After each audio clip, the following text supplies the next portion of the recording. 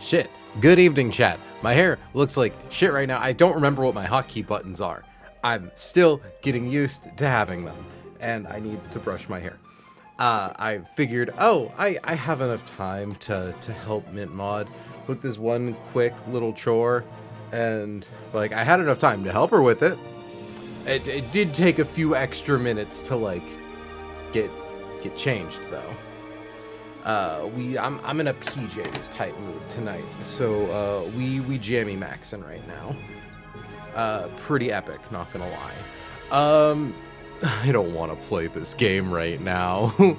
I like run and bun. I don't want to play Hell Room. I've been running the numbers.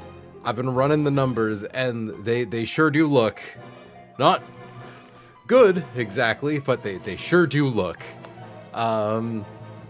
It's gonna be a time. I need to like, come on, bang. Or not bangs. Here. Though I do also need to unfuck my bangs sometime soon. They really need a trim. Fixing my part isn't really the issue, because my part kind of is always a little busted. And because we gotta keep the thoughts in. Well, yeah, because I don't look good with like a middle split part. At least with bangs. We need to tie your bangs then. Well, what do you mean? Because aren't they built off of that middle part? No. Also, hold on. It's like, I'm trying to get like this little fucking seam line. There we go, baby. Yeah, that's your middle part. Well, yeah, okay, like, oh, you mean this part? Yes. I thought you meant like up here. No. Okay. That makes more sense now. I'm not qualified for that. I need to pop an earbud in. I was way too cold, and now I am, in fact, way too warm. Is that going to stop me from putting on the bunny hat? No. No, it will not. Also, I need to turn off the Bluetooth on my phone, because it's connecting to my earbuds, and then I need to open fucking Bose Quiet Color, yada yada. Please, I would like audio. Oh, thank God. But yeah, we've been looking at the numbers for Hell Room. I suppose first things first, we have the numbers leading up to Hell Room more or less figured out. I think I know what we have for the last two magma grunts leading up to Hell Room, so that's good. Hell Room itself, we've had Tabitha calced for a minute. We know generally how we're going to handle Tabitha. The thing that we're currently worried about is Maxie and at least two of the fights pre-Tabitha. I have the first fight figured out. It's going to require a cost or two. Technically, at bare minimum well, okay, it doesn't require a cost. If we want to have a safe way through the first Pokemon on their team, it requires a hard scale. If we want to have a safe path through their third Pokemon, it requires, sacrificing something. It's rough, and I haven't even looked at the second trainer. Thankfully, the third's a real son of a bitch, and we actually have a really clean line for that, thanks to Flygon having Defog. So that's something at least. It's gonna be a lot, though. So, let's say... let's get these closed. I actually do really want to quickly check something in the SilCalc while I have this open. What is the usage on Scary Face? It is just permanently 40%, unless it sees kill. Interesting. Okay. Mildly annoying, but not extremely. Anyhoot. So, first up, we have Grunt 11, who I believe we actually pretty much fully calced out last stream. So, let's get our supplies for that pulled up. We get to do a pee-pee stall, which is fun. Don't get to do those too often. We have to teach Garchomp Rock Tomb. I think we already did that. We did a lot of the prep in advance.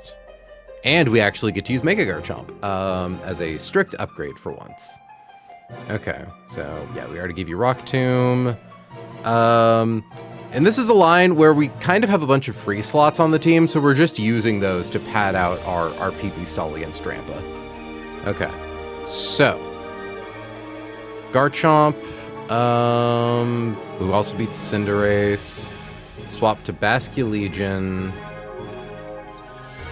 wherever Basculegion may be, Sculegion. I can never fucking find it. There it is. So we need Basculegion, I believe, a Hyper Voice, Flamethrower, Psychic, a Dark type. And I believe we wanted Sharpedo, because Sharpedo always then shows a kill to Hyper Voice.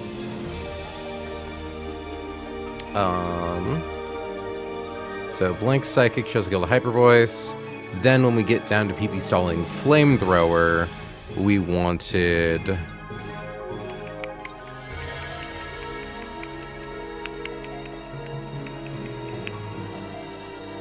So Basculegion, Sharpedo, Arcanine, and Dreadnought.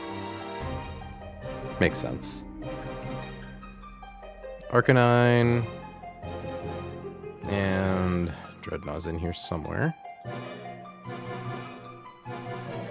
Right, because Dreadnought has a fast 2-hit KO with Stone Edge. And Arcanine has a fast 2-hit KO with Head Smash. This is just to prevent Calm Mind setup. Okay.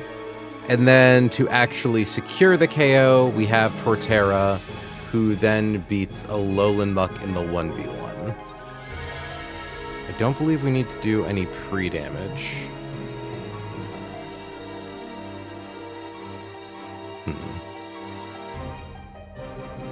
Yeah, so I wrote Equip Tort with Pecha Berry. That is not necessary. Equipping Arcanine and Dreadnought, both with Citrus Berries. Garchomp gets Garchompite. Basculegion. That's right, I think we considered giving it the Life Orb. I think it's probably for the best it gets no held item, or like a Citrus Berry. Because let me just confirm with Silcalc. I'm pretty sure this all works exactly how I think it does. So, Garchomp, Basculegion, Sharpedo. Where is Arcanine? And Dreadnought. So, against Drampa versus Garchomp, it sees that we get a fast kill on it, theoretically with Dual Chop. The reason we aren't using Garchomp to sweep it off the face of the earth is because... Wait a second, why is it that we're getting Drampa in over Muck?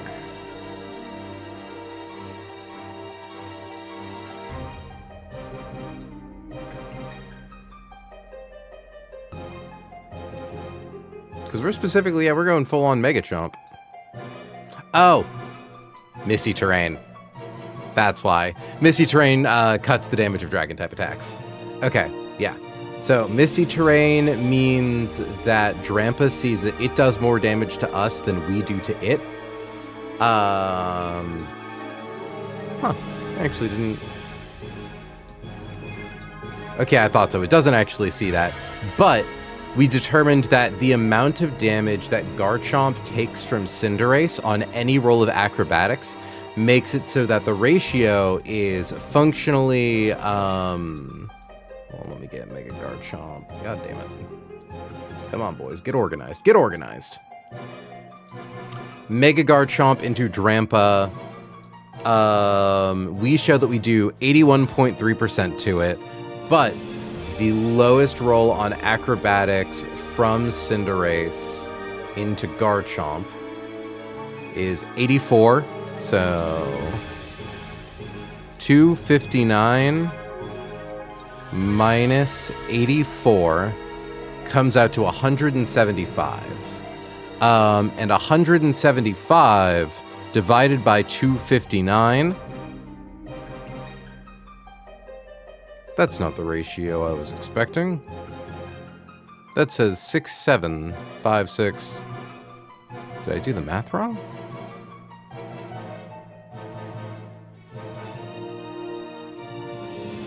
I'm almost certain I definitely did not do this math wrong. So what am I getting wrong here? So, no longer holding a Misty Seed.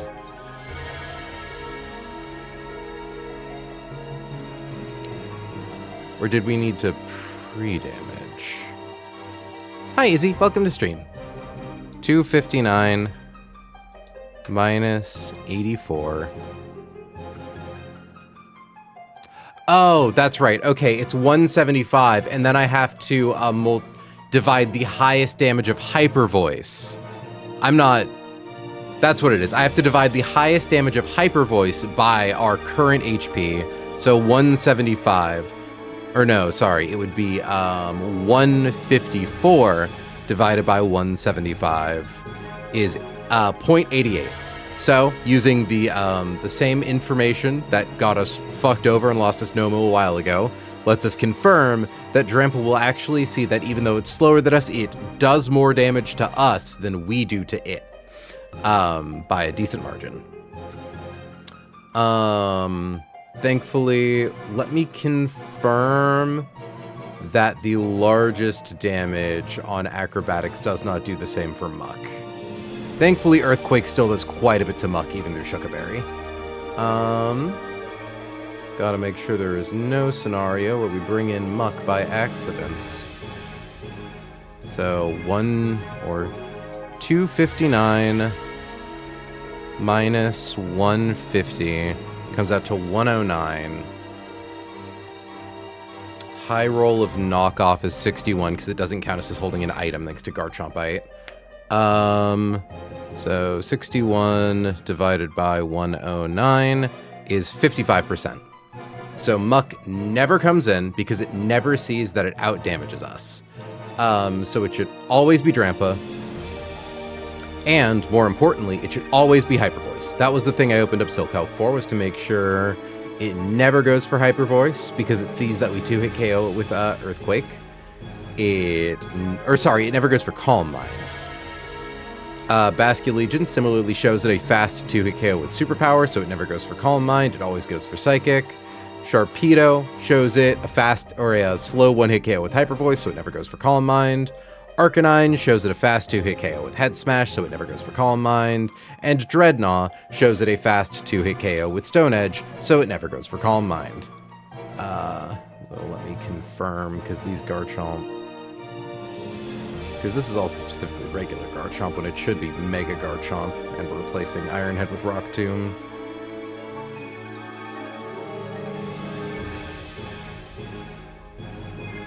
Oh, hold on. I have to look at something ahead just to know if I need to cringe at myself.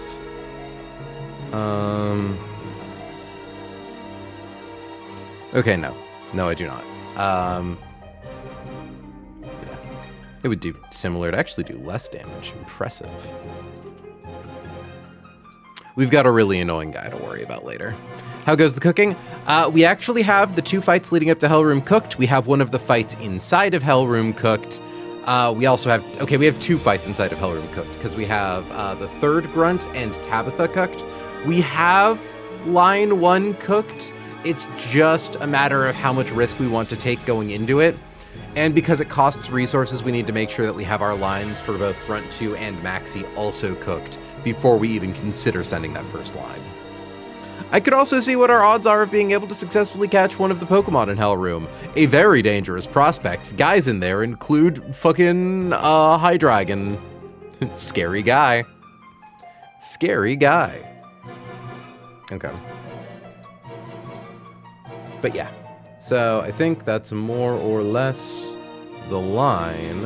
Hi Rob Boss, welcome to stream.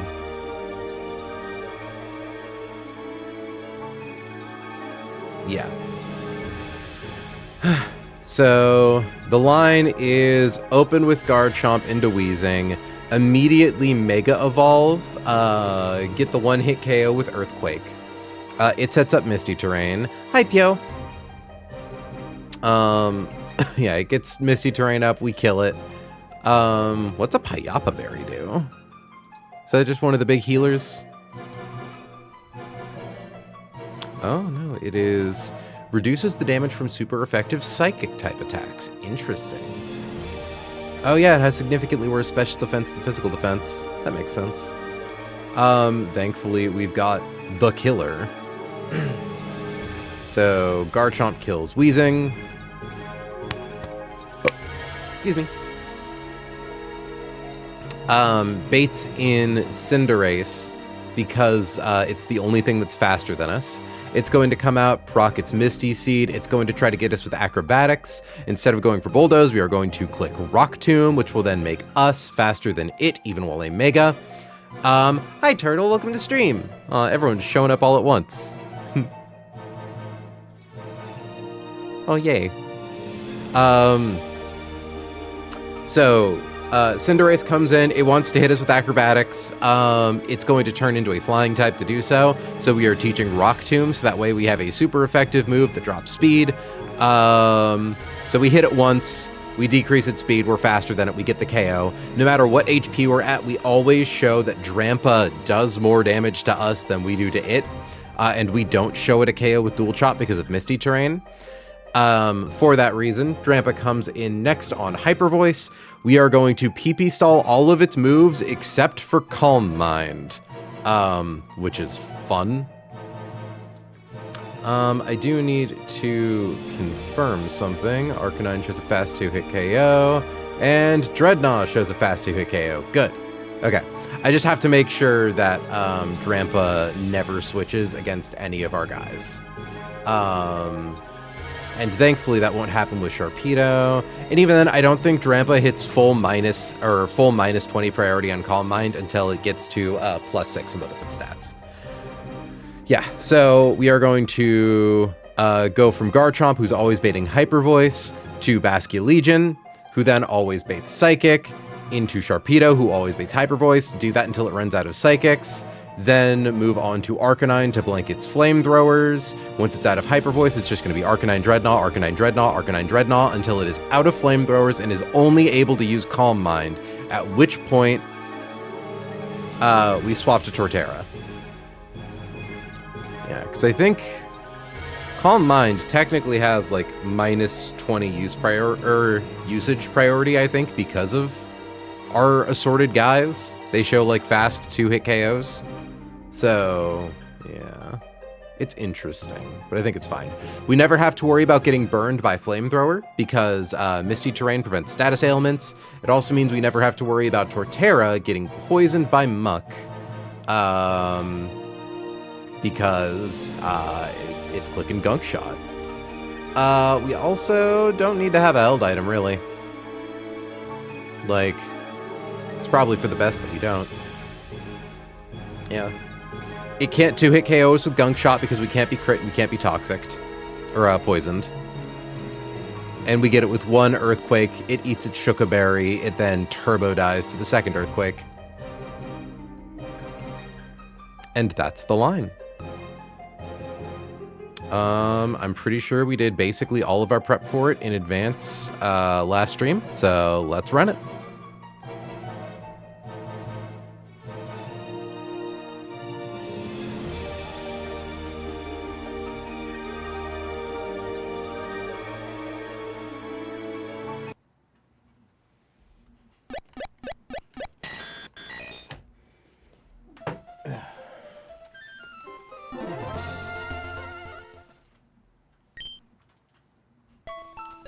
Let me check the squad. Barley, Summary, holding Garchompite, knows Rock Tomb, Diosa. We gave Life Orb. We don't need to give Life Orb, so I am actually going to take the Life Orb. I'll give Dios. I don't want to give Diosa a Citrus. I'll give Diosa a Citrus, because it would actually probably be better that Diosa has a held item in case something goes wrong with Muck. I don't think it can go wrong, but just in case.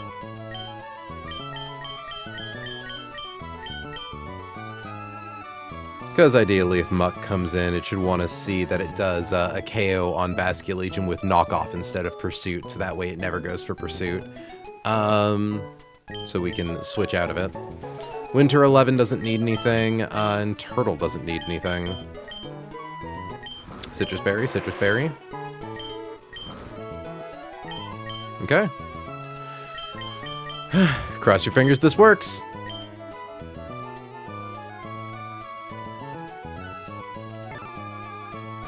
I really hope that I did actually, like, properly learn how, Switch in AI works with, like, percentage of max HP, not percentage of... Or, sorry, percentage of current HP, not percentage of max HP. I am also wondering if we rip an encounter mid-magma hideout. I've been thinking about it more and more lately, and I'm wondering if we take the risk on a Hellroom Goat, i.e. Hydreigon, or Volcarona, or Tyranitar, or if we just cut our losses, hope we can successfully catch a Weezing or an Ursaluna. Or a Salazzle, honestly. Getting Encore would be really fucking nice. Though that would require a scale, but it's one of the better users.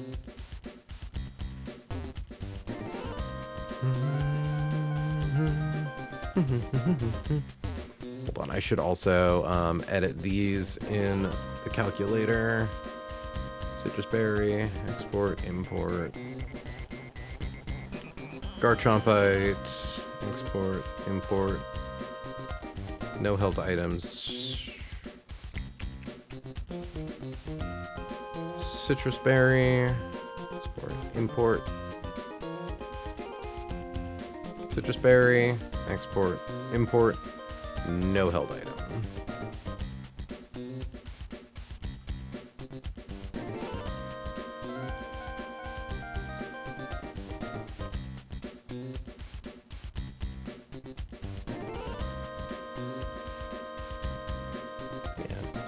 Because thankfully, I think the only turn it's maybe possible that they send in Muck is the turn we're swapping to Torterra, and as long as Torterra and Muck hit the field at the same time, we're fine.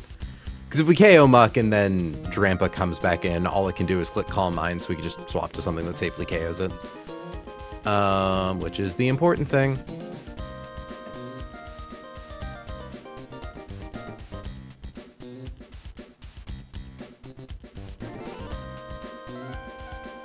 Okay, I believe the path forward is over here.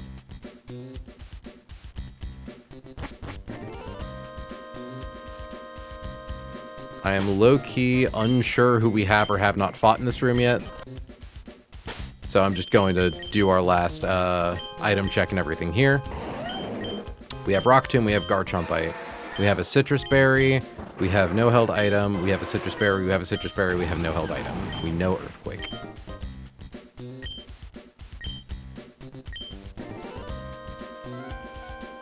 Like, is it this guy?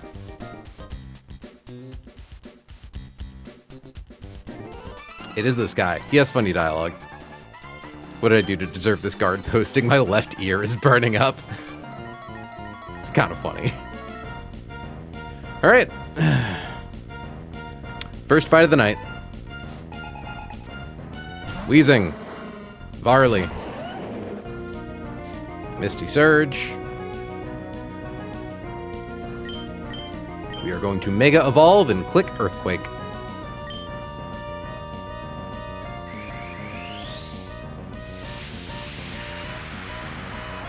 Big Varley hit hardly.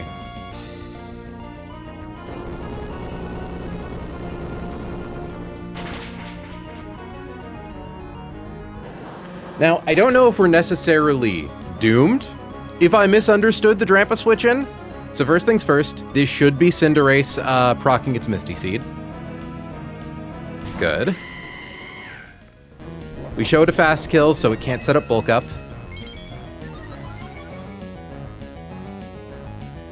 Or sorry, we showed a slow kill, so it can't set up Bulk Up. We are going to click Rock Tomb. It should turn into a flying type to click Acrobatics into us. Good. Okay, no crit, we should be fine. drops its speed, so it's now slower than us. So even if it were to change types, which it won't, we are faster than it, so we get to hit it before it would have a chance to. All right, chat, cross your fingers that I understood this right. It should be Drampa. Nomo is avenged! Okay. So, Drampa here, confirming, but I believe it always wants to click Hyper Voice. Psychic's highest damage roll is 103. Hyper Voice is always, or highest roll is 154. It's always Hyper Voice. So, we are going to swap to Diosa.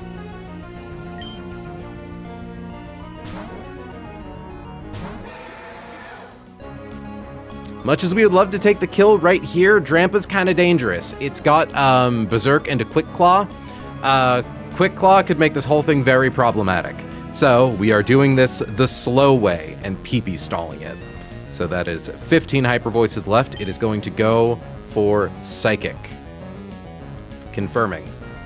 Yes, we are going to swap Diosa for Winter 11. Bring out the boat.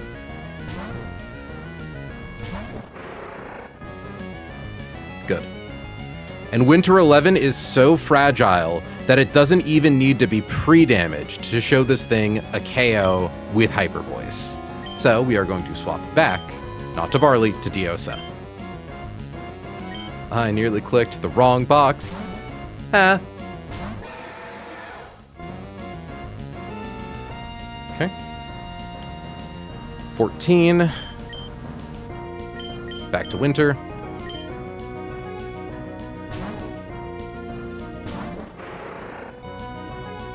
Down to 8. Back to Diosa.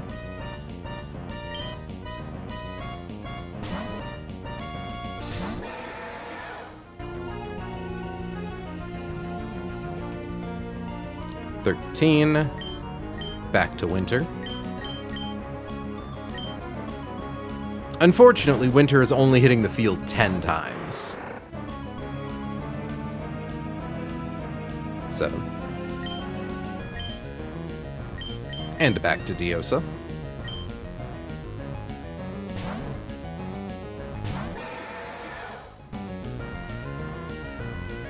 12.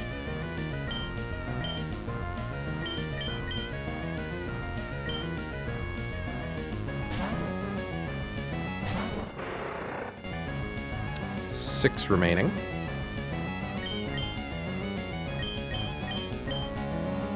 Sorry, chat, I don't want to do speed up here because I do not want to risk fucking this up. 11.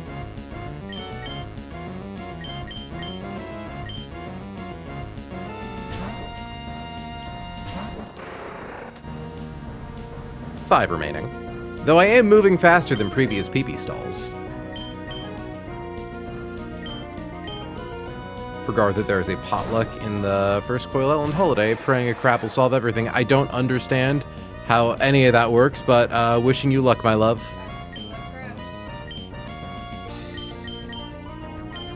Chat, wish my wife luck for crabs. Wish her crab luck. Okay. Back to Diosa.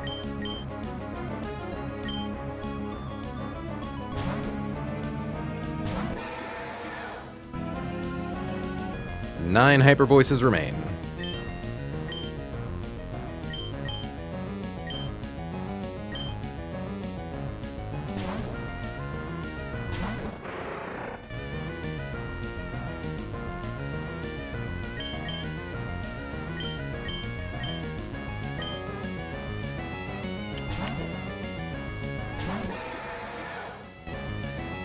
Eight Hyper Voices remain. So that is 8 Hyper Voices, 7 Psychics. Good. Oop. Don't know what made that noise. I like lightly tapped the trigger here. I was like, ah, don't scare me like that. Winter 11. Mint Mod, how much would I need to make puppy dog eyes at you for a black coffee?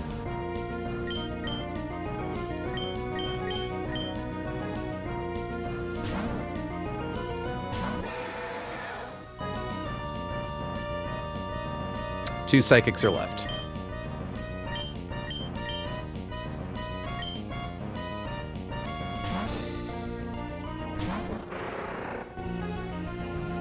1 psychic remains.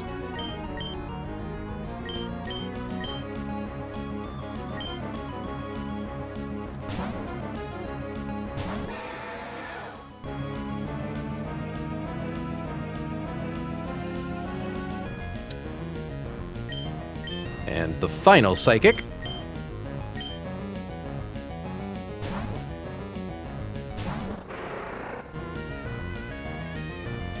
Okay. That is the end of Winter 11's service. We swap back to Diosa.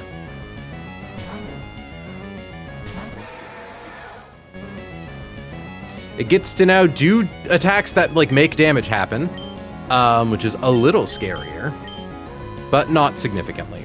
We swap to Hamilton, because now it's going for Flamethrower. Thankfully, we cannot be burned, A, because Hamilton's a fire type, and B, because we're in misty terrain. So we are down to 9 Flamethrowers, and just confirming, Hamilton always baits, because Psychic is used up, Hyper Voice. So back to Diosa.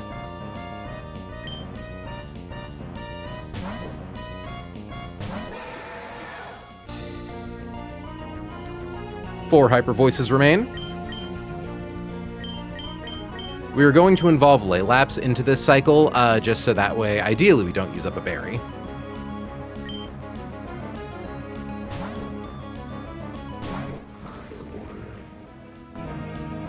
Also, Laylapse is crit proof, which is nice.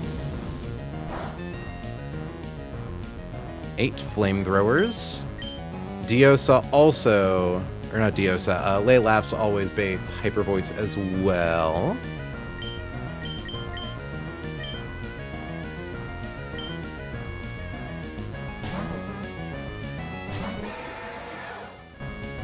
Three Hyper Voices remain.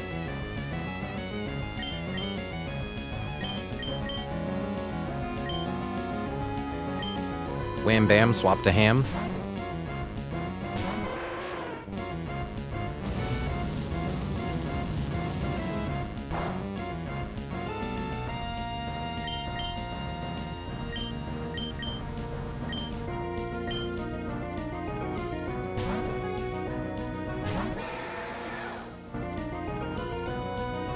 Two Hyper Voices. Bring in Laylapse.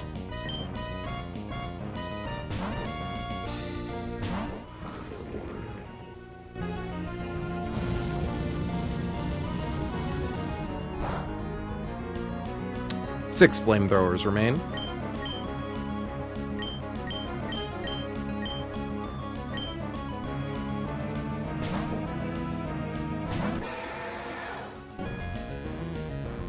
One Hyper Voice remains.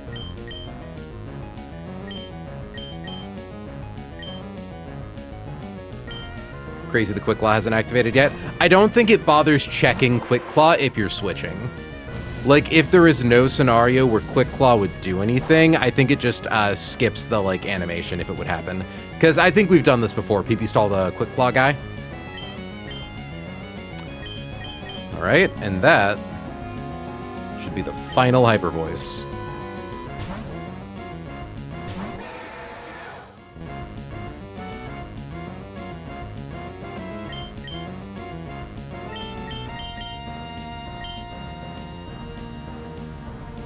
Swaps to the Lapse.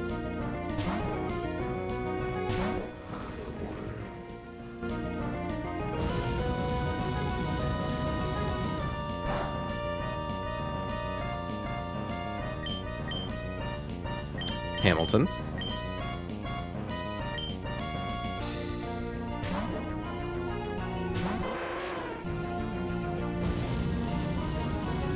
And for as much as I wish I could just stay in with these guys, ooh, critical hit.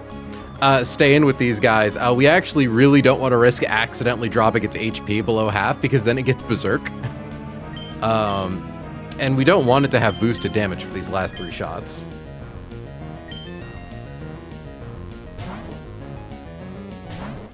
Two Flamethrowers left.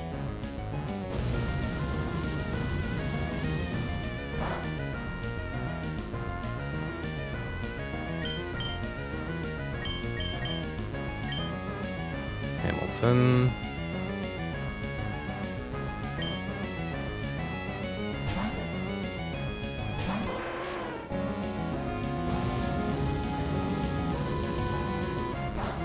Okay, we should have one flamethrower left. And you know what? Let's send it into Diosa. Just because Diosa only takes like 17% from it, because if we take one on Laylapse, it'll use its Citrus Berry, so this is the most economic way to take it.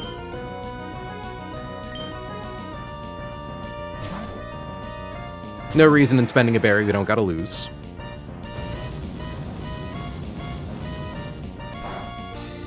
Although actually, Diosa, do you show fast 2-hit KO? You don't show fast 2-hit KO to Muck, that's funny.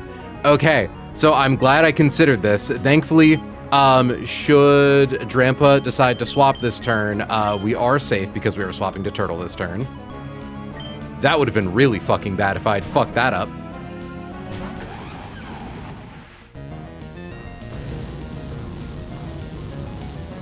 Did I miscount?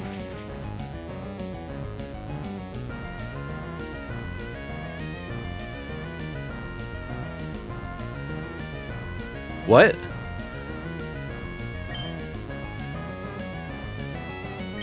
Okay. We should be fine. Because we have Synthesis. What?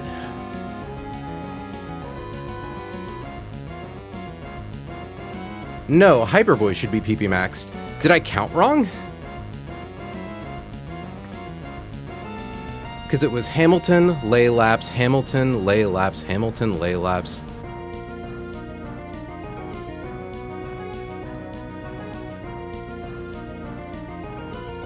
Hold on.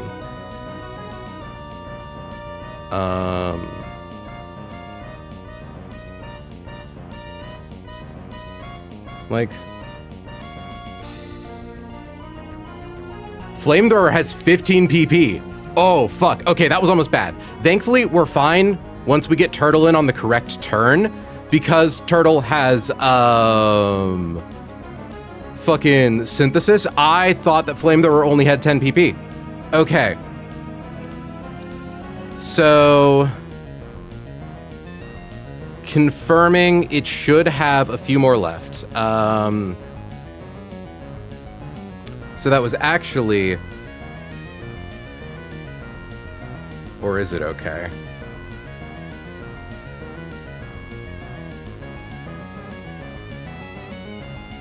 Oh no. Oh no, oh no, oh no. Yeah, no, that was definitely 11, so it has 4 left. The thing I'm worried about is... Okay, here, I need to check the AI doc real quick. Because I'm actually not sure if Turtle can come in and safely heal up on, Okay, hold on. Setup. So, general setup.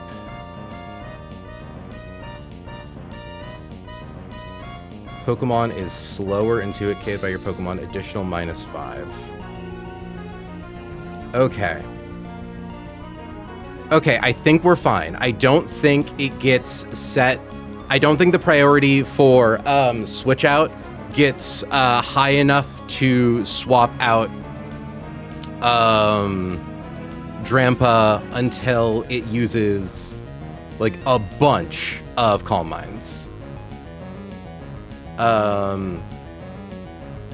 Yeah, so default is +6. If the AI is slower into it KO'd by your Pokemon, it's -5. Notably, that sets it to +1, not -5.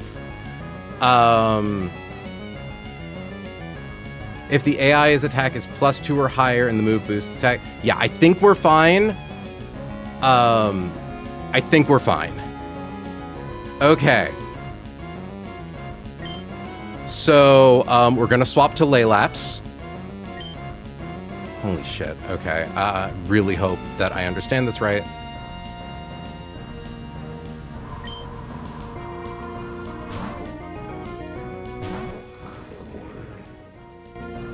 Okay. There are 3 flamethrowers remaining. We are spending these citrus berries. I do not care.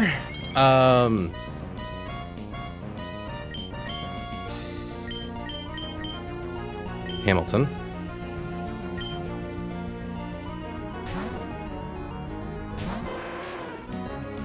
Two flamethrowers remaining.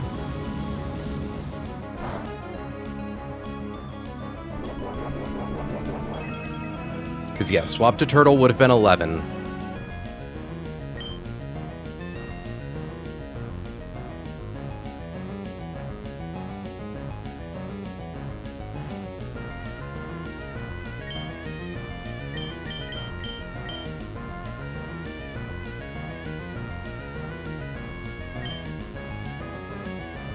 So 11, 12, 13, 14. Holy shit. Okay, really hope I got this. Really hope I understood this. Okay, this should be the last one.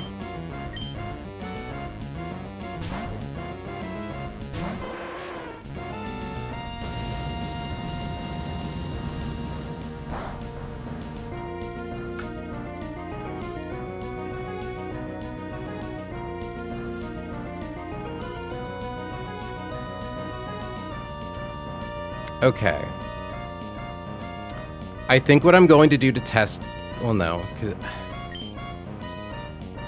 that should be the last flamethrower, but I think to test to make sure that that was the last flamethrower, I should swap to Garchomp.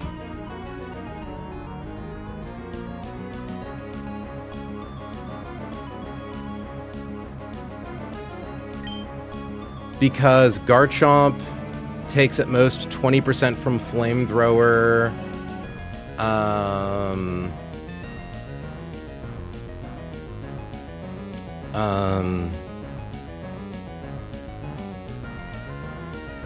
that was definitely it, right?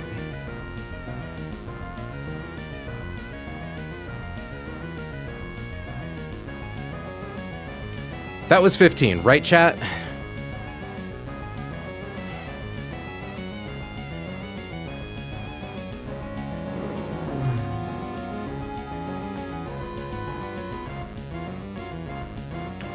Like, I think I'm safe to swap to Varley. Because if it's Flamethrower, I'm pretty sure it's Calm Mind. I think even once it gets to +2, if Turtle was 11, then Arc and Dread switched in twice, it should be 15. Okay.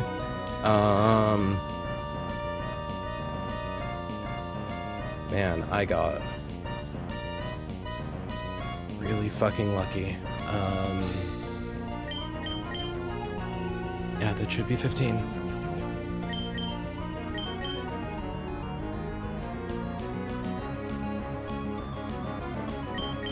I'm going to swap to Garchomp. Because the way that I see this is Garchomp shows fast 2-hit KO to Muck in the back, so it can never swap. And if it does end up being Flamethrower, then we're glad that we swapped to something that could tank the Flamethrower.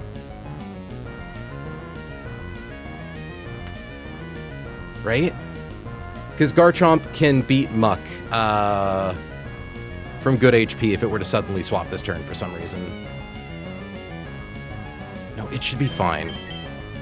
We just checked. It's 15. We're confident. We literally counted. It's Turtle.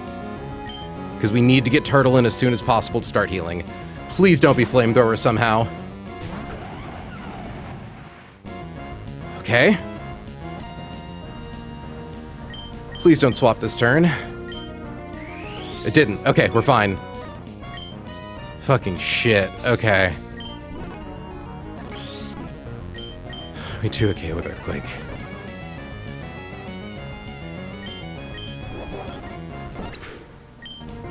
God. All right. Glad we fixed that. Oh, that was almost really bad. Because I'm literally all of the Pokemon in the rest of our party are kind of essential for Hellroom. Losing any of them would be awful. Okay, Muck does maximum 49% with Gunk Shot. We can't be poisoned, and we can't be crit. We 2-hit KO with Earthquake. Who up shooting they gunk?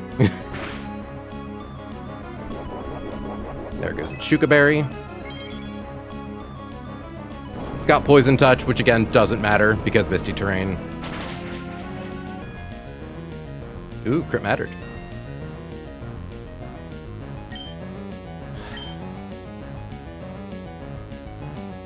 Jesus.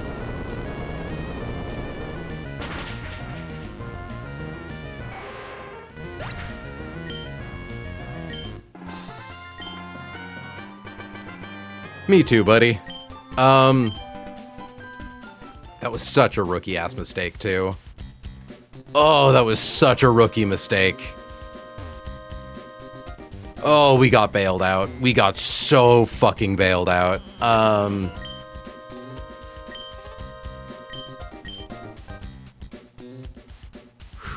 can't imagine how stressful that was for you because I got stressed watching. Well, thank God. Thank God that the thing that happened to was Torterra, the Pokemon that can't be crit and has a healing move. Like, genuinely, oh my God. Ugh. Oh my God.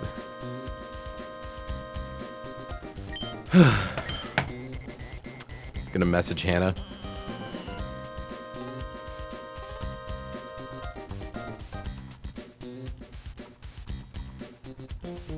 Thrower has 15 PP. I thought it was 10.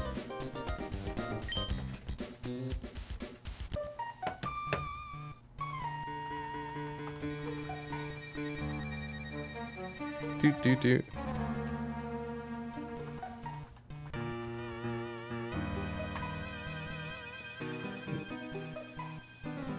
Am I still able to beg you for that coffee? Thank you. My mouth is just very parched. Ooh, bless your heart. Non-derogatory.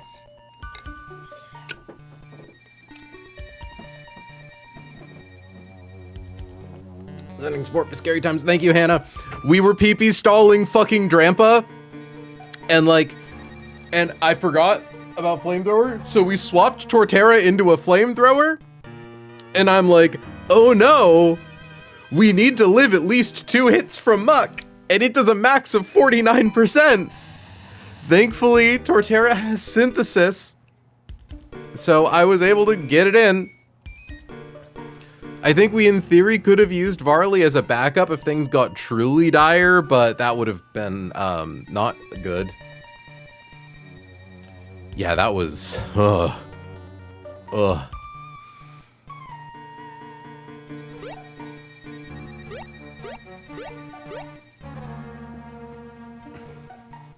Also, I definitely shouldn't have swapped to Basculegion, because if I thought that Flamethrower had 10 PP and I was worried that it might swap before using Calm Mind, which it could have because Basculegion did not show fast 2-hit KO to Muck, like, that Muck could have exploded. We needed that Muck in last because it had Boom.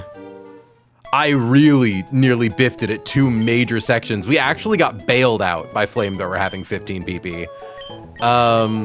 Not necessarily, it would have been a coin flip. Ugh. Okay, chat. Play smart. Play smart, April.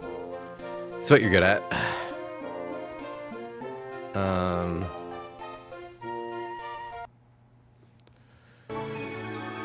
Alright, let's see what's next. I say let's see, but actually we already have it calced. I want something else to listen to.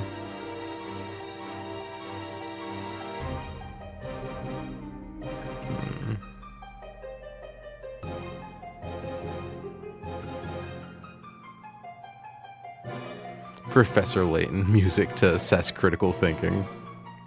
Or to assist critical thinking.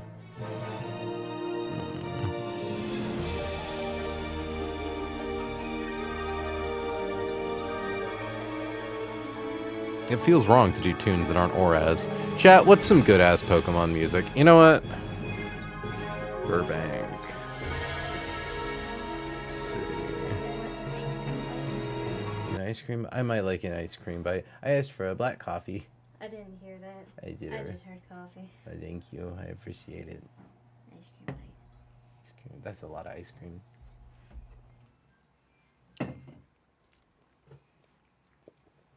Thank you for that munch of ice cream, my love.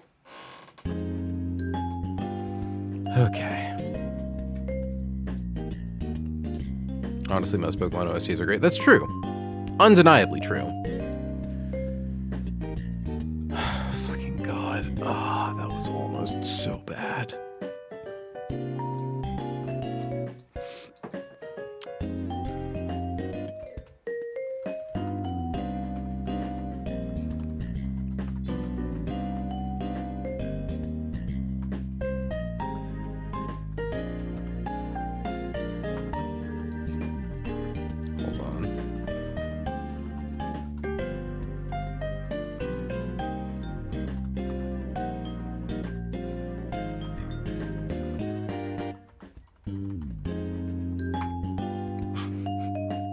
Posting my panic attack to NIGHTCORE. I'm gonna sip my coffee.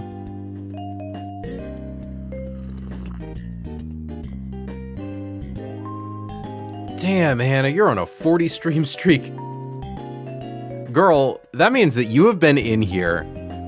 Because I'm trying to think, we're on stream 47 or 67. Where were we at stream 37?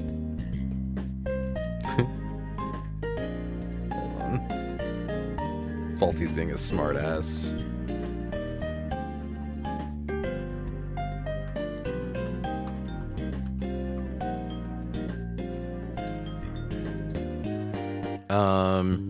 Piano. Hold on, let me bust open my own YouTube channel like a narcissist.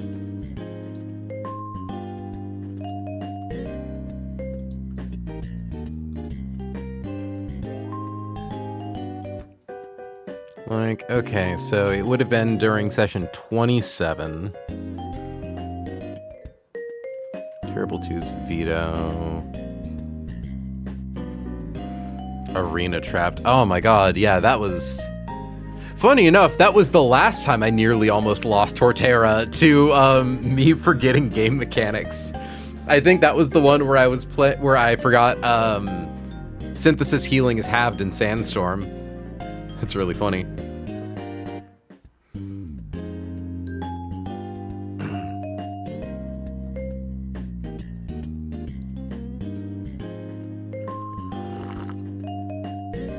All right.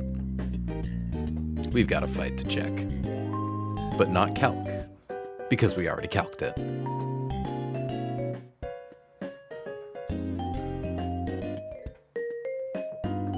God, I can't believe how hard I got bailed out.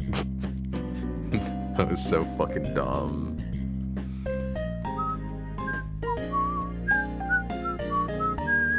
No, actually, I don't think it would have been an issue swapping to Basque Legion because usage for Calm Mind wouldn't have been low enough to encourage switch-in. I think it needs to be at like -5, and worst case scenario would have been at like +1. Hope this next one is stress-free. Well, let's take a look at my line and to see if that's the case. So, first up, we have Roserade. We need Caracosta. Caracosta. Caracoasting. That's not Caracosta, that's Dreadnought, silly.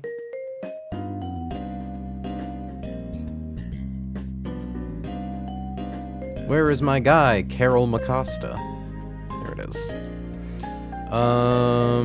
Garchomp.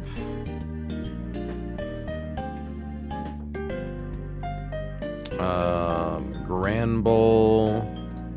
Dragonite. I actually think this fight's like super straightforward mechanically. It's literally just swap to guy, use move to get one hit KO, swap to guy, use move to get one hit KO. With like one extra step against a Ninjask to use knockoff and one extra step against a Cacturn to do Granbull pivot. Assuming I got the line right. Arcanine. Arcanine. Okay. We are no longer in misty terrain. Singles. So, Rose needs Miracle Seed. Caracosta needs a Citrus Berry. Garchomp needs Soft Sand. I don't believe Grand Bowl needs an item. Dragonite needs Shed Shell, and Arcanine needs a Life Orb. So, line starts with Bright Powder Runerigus, real son of a bitch, if not for the fact that our Roserade is absolutely fucking cracked. Turn 1, we hit Runerigus really hard and we kill it before it can set up spikes. And we ignore Bright Powder because Magical Leaf. We are faster than Galarian Slowking, so even though it outdamages us, it's not first in. We outspeed Chandelure, so even though it sees a kill on us, it's not necessarily the next thing in. We outspeed and kill Cacturne, so it's not coming in. However, Ninjask outspeeds us and kills us with Dual Wing Beat. So it's always going to be Ninjask clicking Dual Wing Beat. So what's going to happen is we're going to swap to Caracosta, who notably does not take a lot of damage from Dual Wing Beat. Yeah, we get hit by like Dual Wing Beat into like Leech Life into Leech Life. It never sets up Swords Dance, and even if it does, it's just the same as it clicking Leech Life twice. It can click Protect, but that doesn't matter because it's already faster than us. So what's extra triggers from Speed Boost gonna do? We're gonna come in, we're gonna click Knockoff, we're gonna click Rock Tomb. It's a fun time. And then thankfully, in comes Galarian Slowking, who always comes in no matter what HP we're at because it sees a kill with Grass Knot. It's possible our HP is low enough to show kills to Venoshock or Fire Blast, but not guaranteed. Do we need to pre-status Garchomp? I do think I did the math, because, yeah, Ninjask never clicks Swords Dance turn 1 because it sees a kill, and it never clicks Swords Dance after Caracosta comes in because it sees that we slow one-hit KO with Rock Tomb. So, I believe worst case scenario HP for us, 288 divided by 4 for Citrus is 72, so 72 plus 288 is 360. Max roll critical hit dual wing beat is 22. Twice. Max roll critical hit leech life is 87. Twice. 142. Way above Venoshock range. Always within Grass Knot range. So it should always be Slowking going for Grass Knot. Venoshock is also fine. We swap to Garchomp on Grass Knot. We outspeed Galarian Slowking, and we one-hit KO with Earthquake. Chandelure shouldn't come in, but it's fine if it does because we one-hit KO it with Earthquake. So if it wants to come in and die, that'd be really cool, but I don't think it's going to. I almost wonder, actually, can we simplify this line by teaching Garchomp a coverage move to show a kill to Cacturne? That'd be really funny. Now that we have the flex slot, may as well use it. Like, do you get, like, Fire Punch? You get Fire Blast. You get Poison Jab.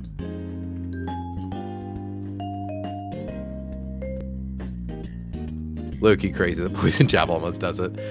It's fine, though. Cacturne is going to come in against Garchomp. It's never clicking Growth because we have a fast two-hit KO on it with Dual Chop. It has a Quick Claw, which makes it a little annoying, and it has Dark Pulse, which makes it a little annoying. So it wants to go for Dark Pulse. We swap to Granbull. It takes Dark Pulse totally fine. Notably, could also theoretically kill Cacturne, but again, it's faster than us, and its primary attacking move is actually Seed Bomb, not Dark Pulse. Huh, Granbull probably could, well, no, because we're getting off Intim, though worth noting, even though we get off Intim, highest damaging move is still Seed Bomb, not Dark Pulse. That is very important. We are using Granbull here specifically to get Dragonite in on Seed Bomb because it could die to 2 crit Dark Pulses. So we still bait Seed Bomb, and we show a slow one-hit KO with Play Rough and Superpower. We swap to Dragonite on Seed Bomb, Crit Seed Bomb into Crit Dark Pulse do not kill us. We have Inner Focus, so we don't need to worry about getting flinched. Its ability is Water Absorb, not like Iron Barbs or anything like that. So we just get to come in and get the one-hit KO with Dual Wing Beat. At which point, in comes Chandelure. Liable to click... What do you want to click, Chandelure? I think it could click Substitute. Yeah, it's fine if it clicks Substitute. So we have Shed Shell. We are going to... Oh, we're not even using Garchomp. We're using fucking Arcanine. That's right. Yeah.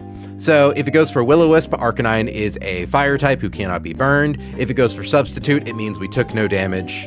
We're either swapping in on a Hex and then one-hit KOing it, or we're swapping in on a Substitute, hitting through the Substitute, and then taking a Hex. So we always take one Hex and then KO with a Life Orb boosted Rock Slide.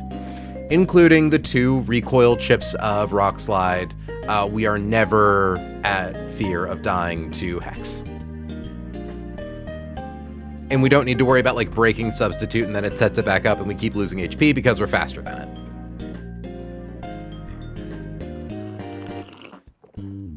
So yeah, thankfully after that last line, this next one is really, really consistent. And if the only point where it's dangerous, where theoretically Chandelure could somehow come in, which I do not believe is possible, it comes in against a thing that can one-hit KO it. So. Okay. I hope... Look, chat, really relish in this fight, because after it happens... We might not do another fight for like 2 streams, because we need to calc all 5 Hellroom battles. I will say, before we start doing those calcs, I am going to look at my matchups into the assorted Hellroom Pokemon to see if it is possible, with our assortment of Ghost types and Shed Shells, if we could theoretically stay in long enough to chance a catch. Because I think we could. But, I don't know. Like, I'm thinking Jane with the Shed Shell should be able to get off a Super Fang into pretty much anything.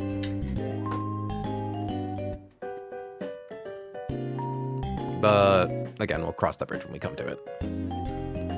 Hello, Rose Raid.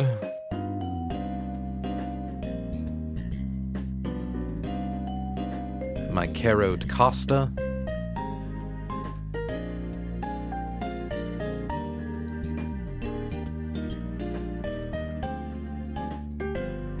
My Han Von Var.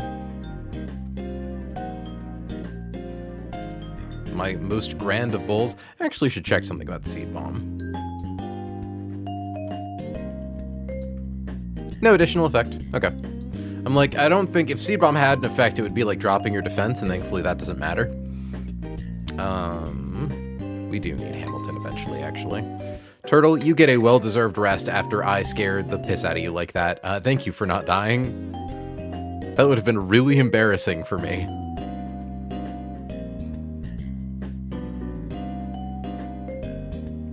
Where is my most grand of bulls? Oh, it's already there.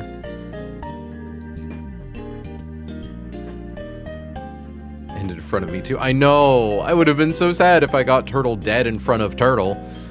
Thankfully, no, I'm pretty sure Torterra is used in one of our lines. Hold on. Basculegion, Flygon, Drifloon, Lucario, Torterra. Yeah, Torterra is our answer to a really scary Arbok in the 3rd Hellroom fight. So we definitely need Turtle alive.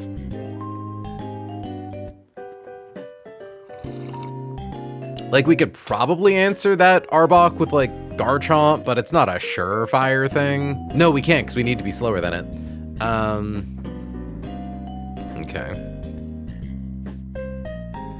Turtle, honestly, I was really lamenting that we didn't get a lot of use out of you for a good chunk of the game, but, like, ever since Mount Pyre, you have become an MVP again. You being crit-proof has made so many lines possible, it's not even funny.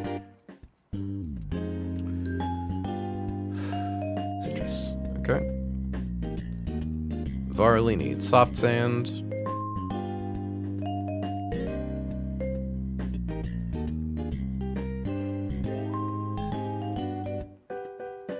Duchess does not need an item. We will give her an emotional support Oranberry.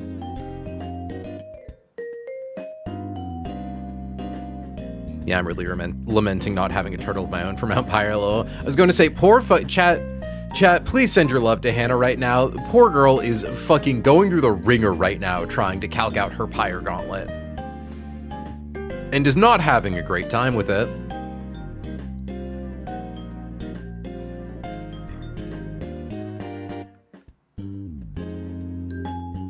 Should show. Lorb.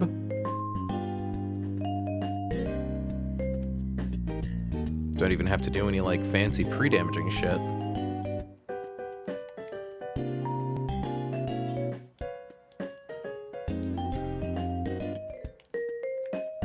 Did I jump forward on accident?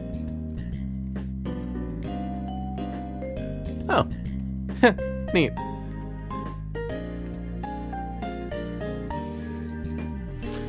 Okay. Once we beat this guy, that is the last magma grunt. Leading into Hell Room.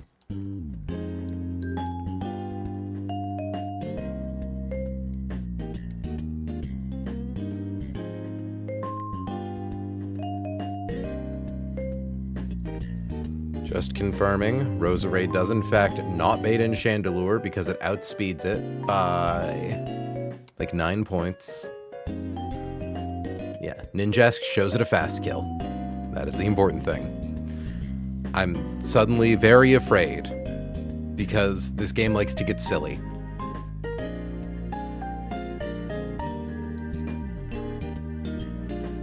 Also, God, it really is extra fucked up that it's specifically Runarigus setting up hazards on this fight, because as a ghost type, you can't rapid spin against it.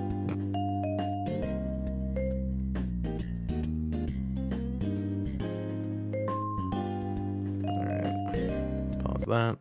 Let's unmute that. Your music is still playing? I know. I was literally just pivoting it. Funny.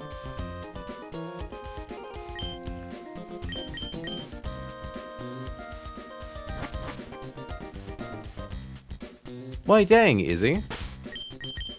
Thank you for providing an assistance. Oh, crazy timing. Yeah, I was going to say, like, thank you for providing an assistance to me.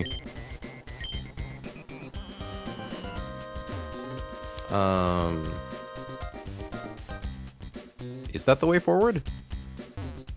I'm going to apprehensively check out this room.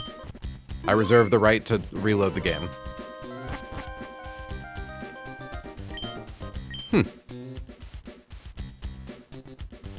Weird.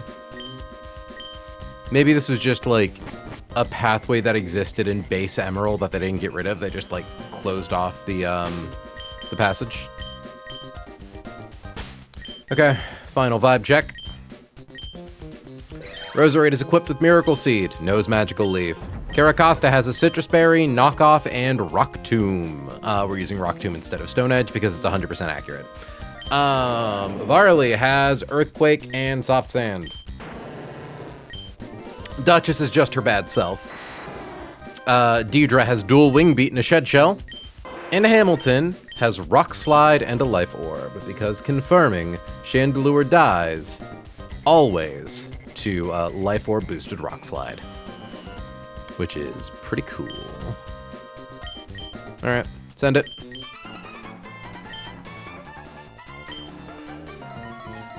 Please do the thing I think you're supposed to do, game. I don't know why it would send in Chandelure. There's literally no reason that it would incentivize sending in Chandelure. It's always Ninjask.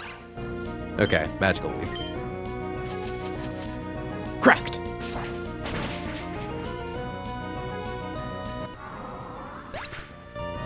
Because we did not make contact, we are unaffected by Wandering Spirit. Good, okay. Ninjask wants to kill us with Dual Wing Beat. We would prefer for that to not happen, so we are going to swap to Caracosta.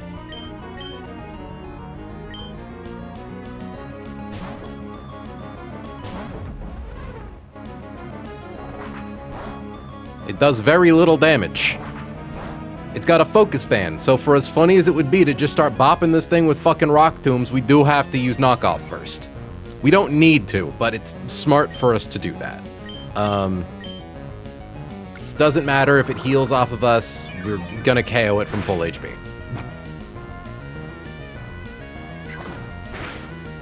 My boy, they are draining his energy. Ninjask could also at any moment click Protect. It wouldn't do anything, but it can click it.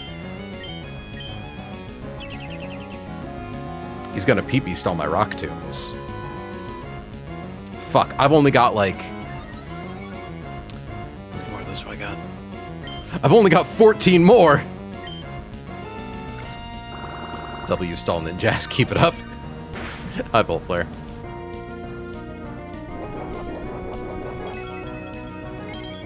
Alright, Citrus Berry keeps us far outside of the range of baiting anything other than Grass Knot on Galarian Slowbro. Or Slowking. Crit mattered! That critical hit did a minimum of 293%. You know that shot from One Punch Man Season 1 where he swats the mosquito villain? That's what Terramin just fucking did. Terramin's the reason cicadas only come out once a year. Slowking sees a kill with Grass Knot. We're gonna swap to Varley. As a fun little side effect, Grass Knot is a contact special attack, so it does take a little bit of rough skin chip. Not that it matters, we're one-hit KOing it with Earthquake.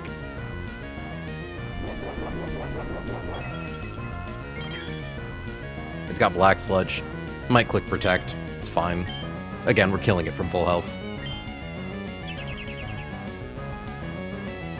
I thought cicadas were once every 7 years or something. It's something like that. We're the reason them bitches don't come out no more. Chicka, chicka, chicka. Now, it'd be really funny if Chandelure came out next. It shouldn't, but it'd be really funny if it did. Okay. Cacturn. Cacturn wants to hit us with Dark Pulse. We're gonna swap to Duchess. Duchess drops its attack by 1.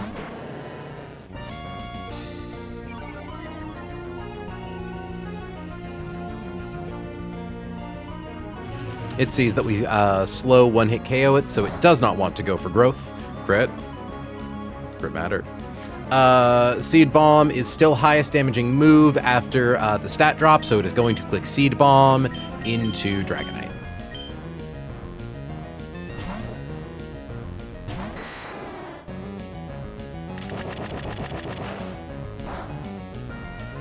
Okay. We're faster than it. We KO it with Dual Wing Beat, but there's a chance it quick claws into a Dark Pulse, which is not an issue because we have Inner Focus. Didn't even happen.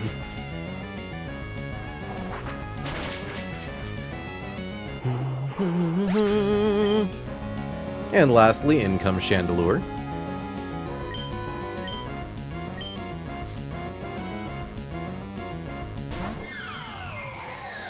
But we actually do a lot of damage too with Dual Wing Beat. But it is faster than us and we'll probably go for Will-O-Wisp. So we are going to swap Deirdre to Hamilton. We'd love to see it click Willow just because it's the funniest move it could click. We kill with Rock Slide. And that, chat, was 12 steps to hell. We have to worry about hell now.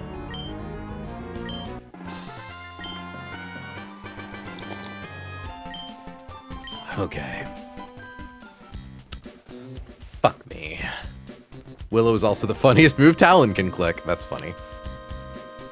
Yeah, no, I'm really glad that that fight was super straightforward mechanically after the nightmare we had last battle.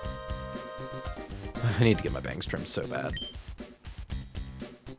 Insane progress for real, no death so far. That's true. I don't think I'm going to be able to say that for too much longer. I'm just going to glance ahead. I reserve the right to reload. I don't believe there should be any guys here. If so, the documentation lied to me.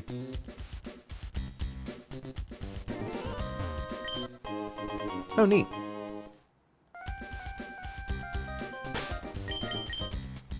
So... I kind of wanna...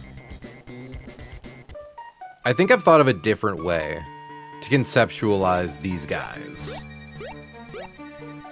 What I'm going to do is I'm going to import the sets I make for all of the assorted Pokemon that we can encounter in Hellroom. I think that will make calcing for them slightly less of a pain in the ass, instead of having a bunch of tabs open. So, mute that. Get Verbank bumping. I don't think we can realistically do our Hellroom encounter now, but I want to see if it's possible. So,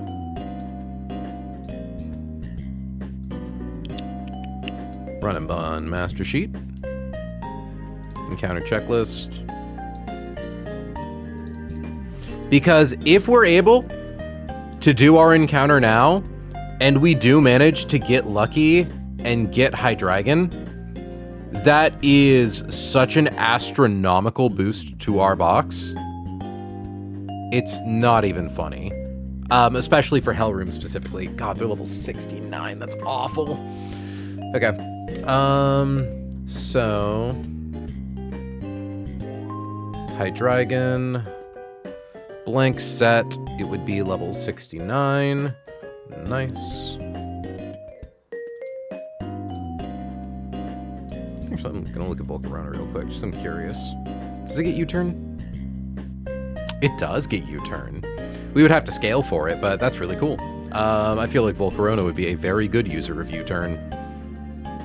Actually, Hannah, didn't the Volcarona that you caught come with U-turn? The one you got in Scorch Slab?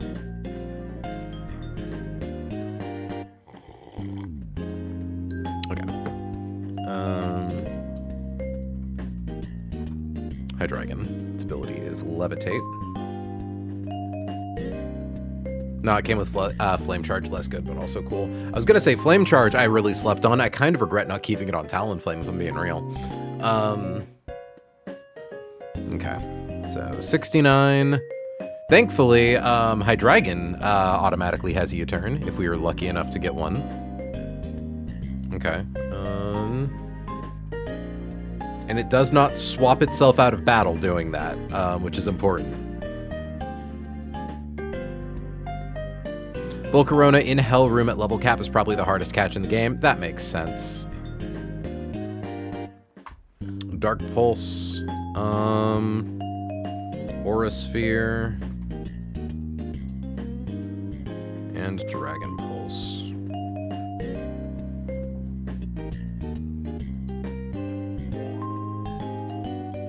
Okay. We've got some guys who actually bulk Hydreigon really well.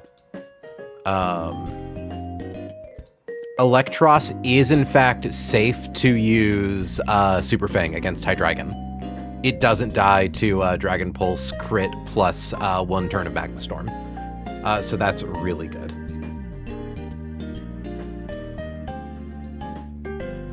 Okay, going to put all these guys down in box 2. So, Tyranitar.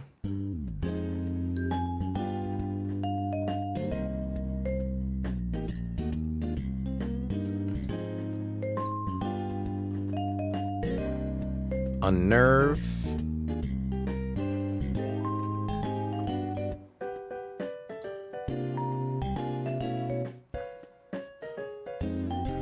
At 69.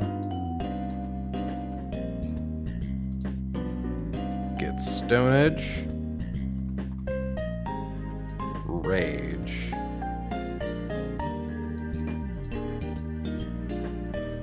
Earthquake and Crunch. Not having Rock Slide is really sad on this guy, but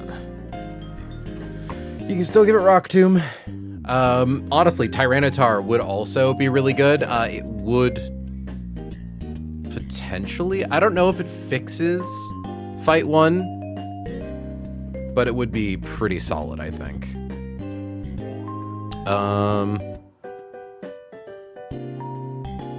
Crunch is, of course, spooky, but Torterra can pretty effectively sit on it. As can Corviknight. Garchomp can with the added utility of Garchomp can with the provided utility of Rough Skin.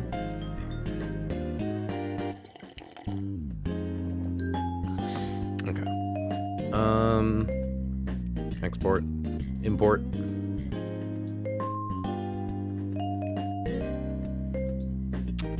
Next would be Ursaluna.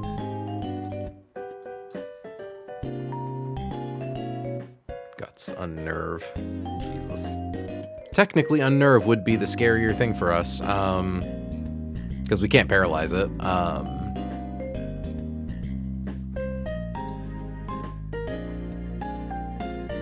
If we're lucky, Ursaluna gets completely walled by, like, Corviknight. Earthquake, Double Edge, Yawn, High Horsepower. Yeah, Ursaluna gets, like, completely walled by Corviknight, so that's good. Specifically because, well, okay, not completely walled. Corviknight can't heal on it. Helram Encounter prep. I'm not sure if we're doing Helram Encounter right now, Jack, but yeah, we are looking to see if it's possible. If we have the tools capable of doing Helram Encounter. No, it's level 69. Okay.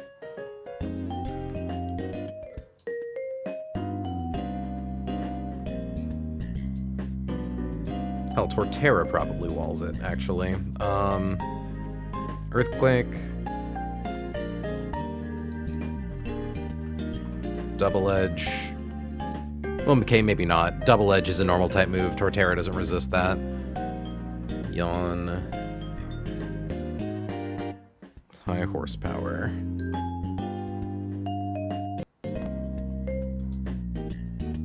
Yeah, Electros also cannot safely Super Fang into it. That's kind of fine, though. Yeah, Torterra takes too much from Double Edge. I suppose, oh, actually, we do have someone who completely walls it. Where is it? Where's our favorite fail, son? Drifblim walls it. Immune to ground, immune to normal. Give it a fucking, like a, Pinch Berry, and it's able to sit on that thing for like a solid, who even knows how many turns? I do. It's actually really easy math to do. Because you regain 50% of your max HP. Hold on, but you lose an eighth. Yeah, no, Ghost type is nice too. It's able to swap freely, so you can give it a held item. Because yeah, what's 344 divided by 8 is... It is an even number. Okay, so then you would be able to survive 12 turns against Ursaluna.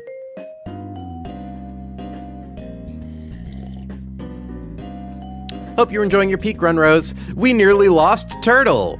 It was really fucking scary. I fucked up, but it's okay. I fix it. Also, is anyone in Dexcord making fun of me for my very funny bit? I did.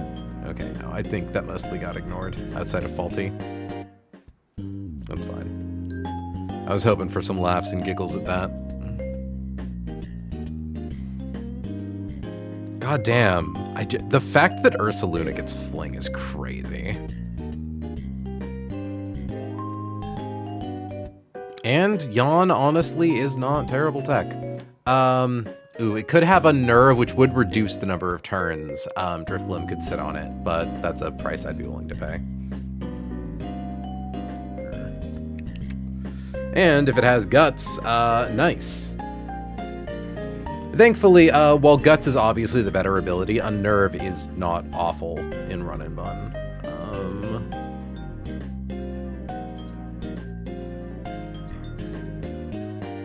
Okay. Yeah, the game lets you know if it's Unnerve at the start of the fight. Volcarona. Alright.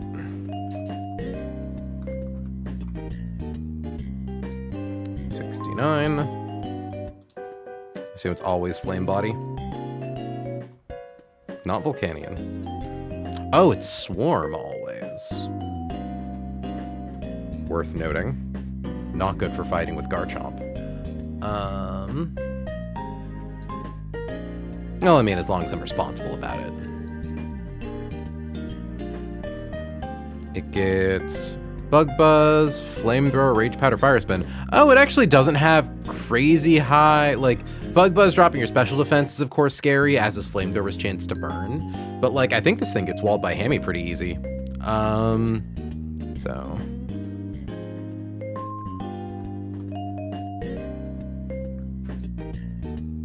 yeah, no, Hamilton bulks that really good. Bug Buzz, Flamethrower, Rage Powder. The scariest thing would, of course, be Fire Spin, though. Getting trapped is really bad. Though, Turtonator... you probably actually don't Bug Buzz all that well, do you? Oh, no, you do. But you take too much from Bug Buzz, I think. Because you would either need to be one of our Shed Shell holders, or you would need to... well, no, we would make Arcanine the Shed Shell holder, so Fire Spin would be less of an issue. And... I think it would need to be a, like, max roll Bug Buzz crit to put Electros. And that's assuming, of course, it has perfect special attack. A max roll Bug Buzz crit is the only thing that I think kills Electros in one turn. Hell, I could even see if I could use some of my other Super Fang users here, like Nidoking. Okay.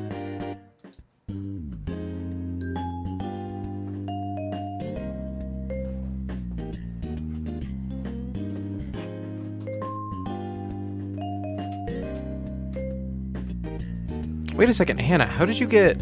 oh, you got yours as a Larvesta, not a Volcarona, I'm assuming. Because I'm like, how did you get Flame Charge, but not U-turn, if Flame Charge is the level 6 attack?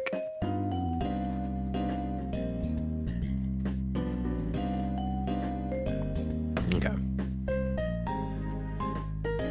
Volcarona. And the nice thing is we just have these, like, in here for the future if we decide not to do the encounter right now. And then Bagon, Shelgon should be easy. Charizard and Houndoom.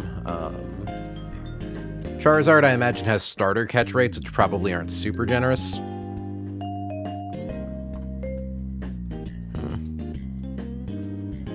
Thankfully, we're in a cave, so we do at least get Dusk Ball. Yeah, 45. Most of the things here are probably going to be 45. Like, Hydreigon, 45, yeah. Volcarona, 15. Not Volcanion. Ursaluna, 75. Tyranitar, 45. Hydreigon, 45. Yeah, if we run into Ursaluna, that is basically a free catch.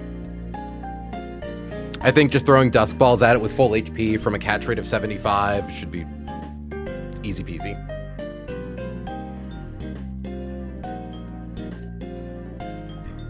Fuck, I don't want to get too confident. I think we could do it.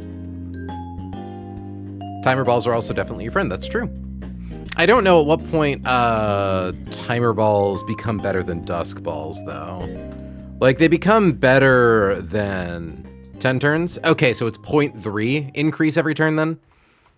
Timer Balls...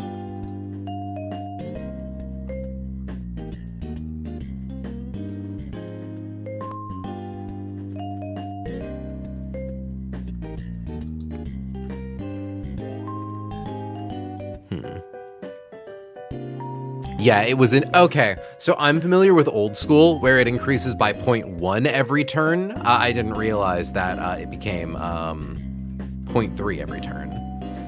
Though it looks like it just caps out at ×4, which isn't that the same as Dusk Ball?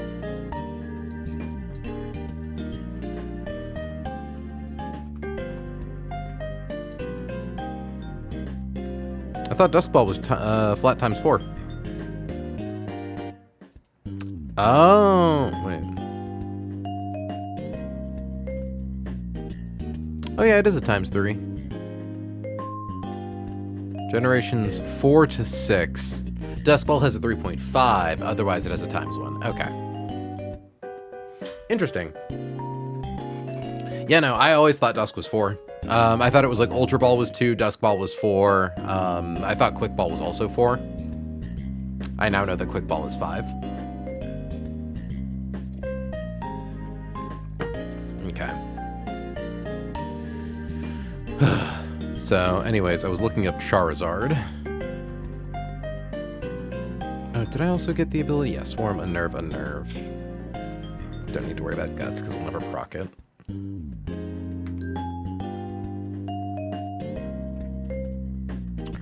So, default ability is Blaze.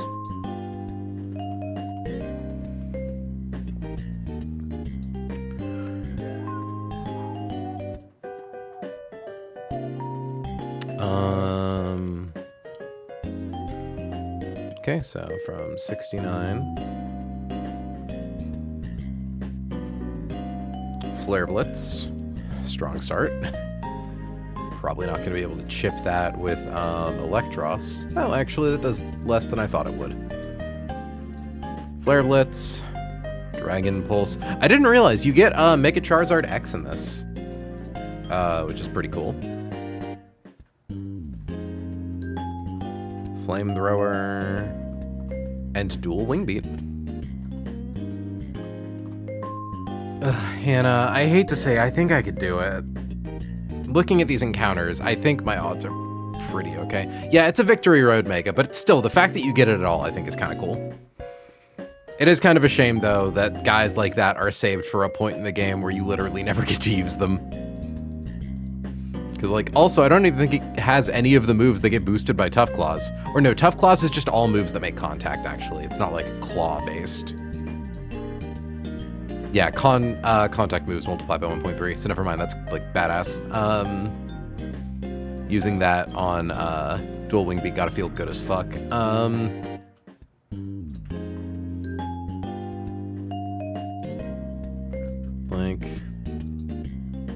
Yeah, Charizard gets kind of sat on by Arcanine with everything but Dragon Pulse. Electros can absolutely get a hit off on it.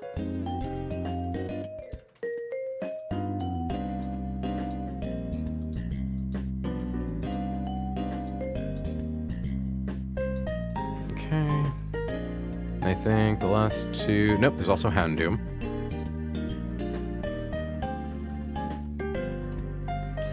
Early Bird, Unnerve, and Flash Fire.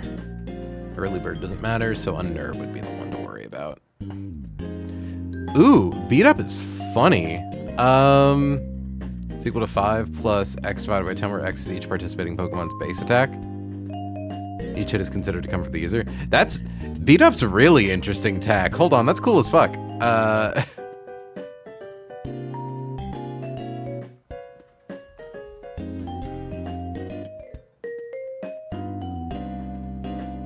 Do you have the file for catch chance? I think that's just as important to really grasp what your odds are here. I do not. I need to figure that out next. Because yeah, it looks like everything but Ursaluna is catch rate 45 or worse. I think everything is 45 except for Ursaluna, that's 75, and Volcarona, that's 15.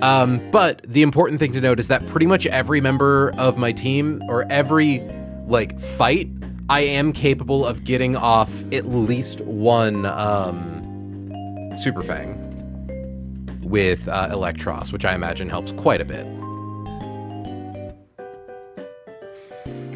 But yeah, no, I need to start actually like looking at these more. I'm feeling a little confident, which is a scary thing to be in Run and Bun. Okay. Beat Up. Sent the link should give you more concrete odds. I appreciate you, Hannah. Fire Blast. Sucker Punch, Flamethrower. Yeah, I think Houndoom is pretty free.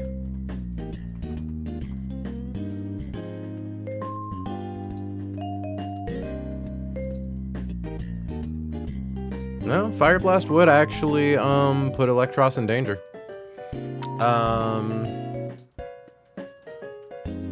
Thankfully, its highest damaging move can never hit Arcanine, because we're just throwing balls at it.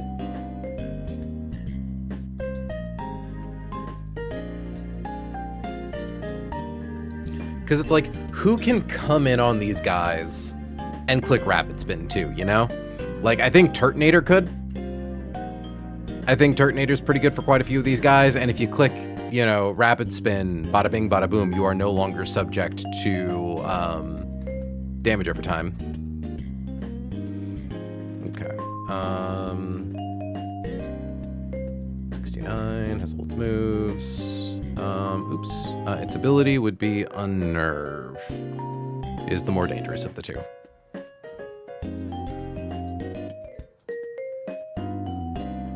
Okay, and I believe lastly is Bagon and Shelgon.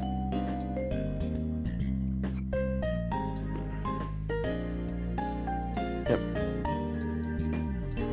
Thankfully, I imagine Bagon is not that big of an issue. Gets Rockhead. Neat. Catch rate of 45. Is Shelgon the same? It is. Ooh, I don't know. Bagon gets Outrage, actually. That is kind of dangerous.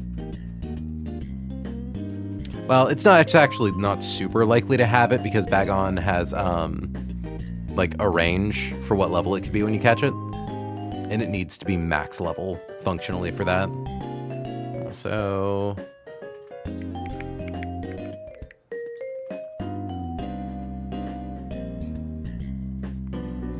oh, goodness. I need to figure out how to use this.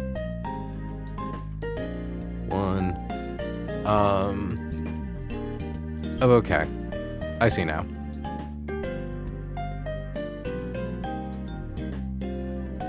Okay. So, estimating HP and all that. Okay. So, like, let's say, for instance, here, catch rate 45. Ball mod is 3.5. Status mod is 1. Max HP is... it shouldn't matter what the max HP is, because if we're able to guarantee that it is half...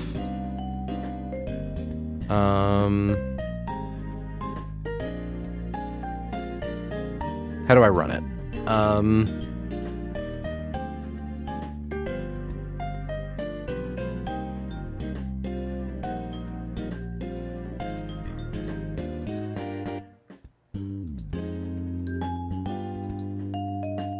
Like, I see a total chance on the right. I don't know if that's immediately it.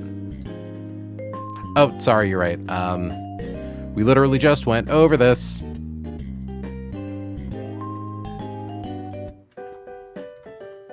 Okay.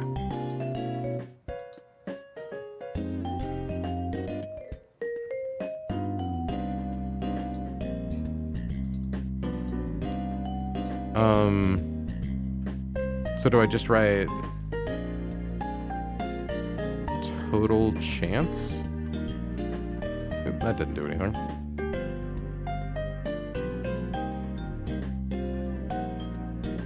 Oh, I'm so very much not a coder.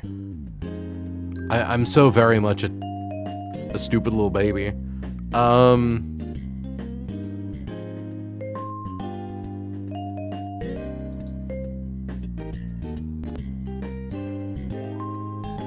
Like, do I copy and paste it into something, or...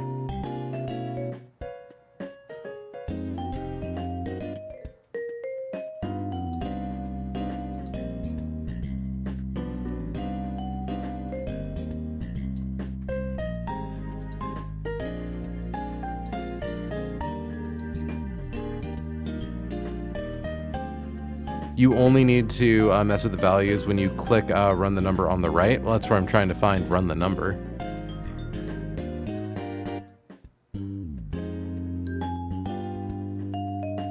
I do not see a run the number button. Oh.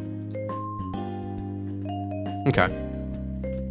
Dusk Ball on a catch rate 45 Pokemon at half HP is about 40% per ball, which is pretty good. If they are at full HP, it's about 20% per ball. I assume this does not change if you have higher max HP. Correct. It's just the ratio that matters. Now let's assume catch rate 15, 12% from from half HP. So from full HP, that is not good. It is a 1 in 16 to catch with the Dusk Ball. I'm going now. That peak run took a lot out of me. A little good luck, have fun. Thanks, bros. Appreciate you checking in. And now let's look at 75.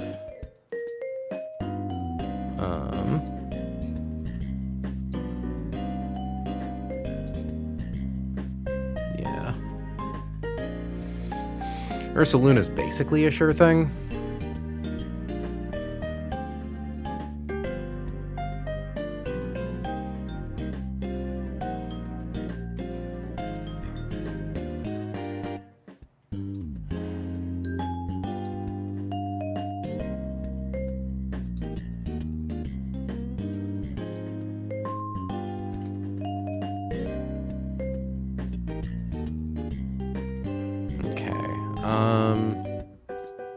Let's get back to getting these guys punched in. Back on, do you have any moves that make you dangerous to yourself? Ember, Leer, Twister, Bite. Can you be a low enough level to have Twister? I think, yeah, right? Lowest level 5? That's crazy. Oh, Twister isn't a trapping move, though. It's just a move that makes you flinch. Burleer, Bite, Dragon Breath, Rage, Headbutt, Crunch, Breaking Swipe, Flamethrower, Takedown, Dragon Claw, Dragon Pulse, Fire Blast, Double Edge, Outrage. Yeah. Nothing that's particularly scary outside of, like, Outrage.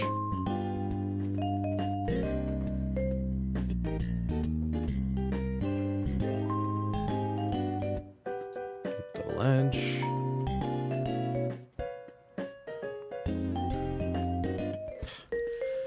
Because you know what I'm thinking about right now? That's a really stupid idea. If I went and ripped a different encounter, I believe I can get a guaranteed Feebas. And doing so, like, hold on. Is it guaranteed Feebas specifically, or is it guaranteed Azumarill? It is a guaranteed Milotic at level 58. Hold on. 58. Okay, too high of a level to get Aqua Ring. Because I was going to say, like, a Milotic with Aqua Ring and Recover would probably be able to sit on this fight for literally ever.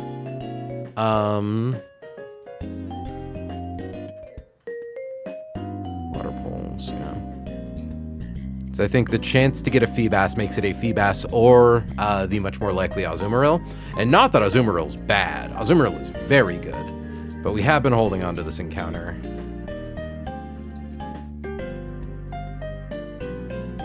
Milotic, you don't get anything funky like Rapid Spin, do you? No. Just scale for Aqua Ring, honestly. No.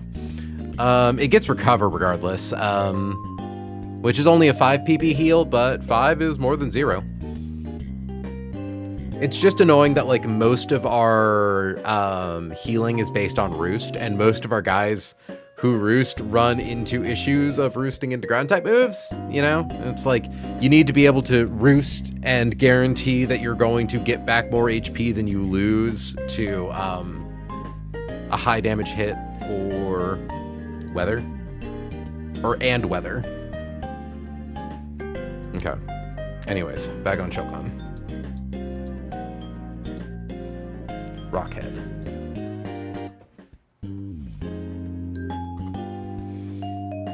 Outrage, Double Edge.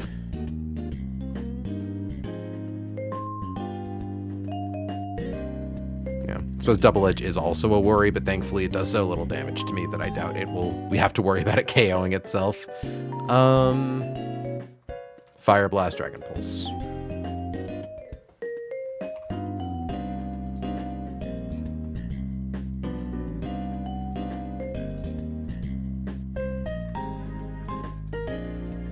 Highest level is 69. Honestly, kind of impressed. Little bro does like 28% to Torterra with Outrage. It does have a base attack stat of 75.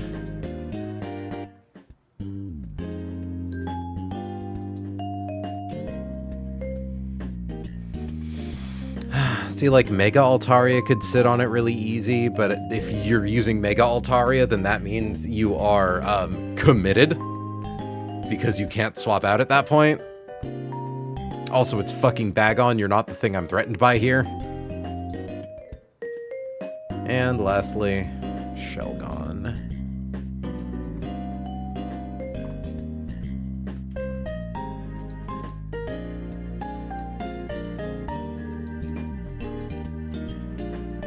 Your ability is also Rockhead.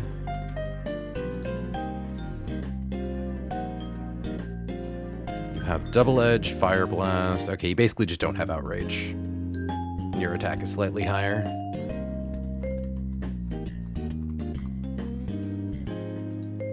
Oh, wait, no, we don't need to worry about them KOing themselves with Double Edge. They have Rockhead.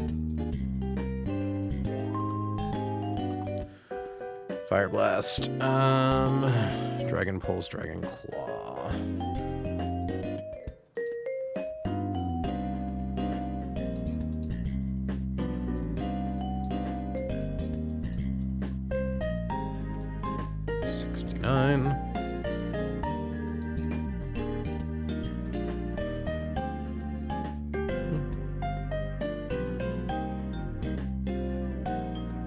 I appreciate how effectively Slowbro can sit on it.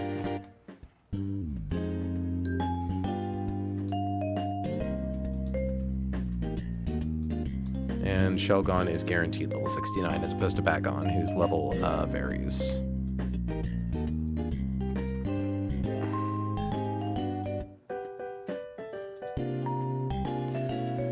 Okay.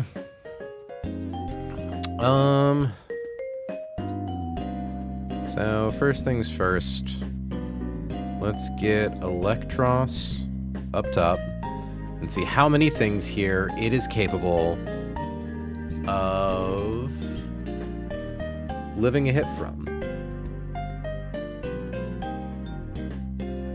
We are very lucky that Hydreigon only knows Dragon Pulse and doesn't get Draco Meteor yet.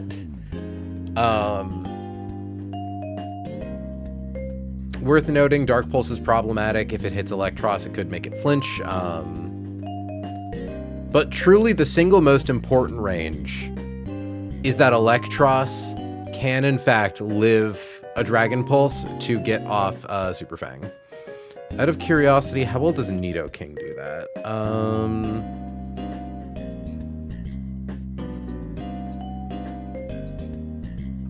Even better than Electros does, arguably. Where all my good ideas always shot down, Sag. I'm sorry, Chief. I'm going to compare my 3 Super Fang guys to see like if one of them is objectively the best at this.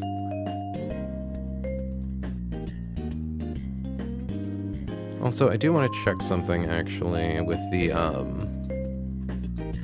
JavaScript. So 201. Okay, good. You don't get screwed by Super Fang doing 1 less than half of their max HP if they have an odd number. Okay, so I believe Walrein is the last of my Super Fang guys.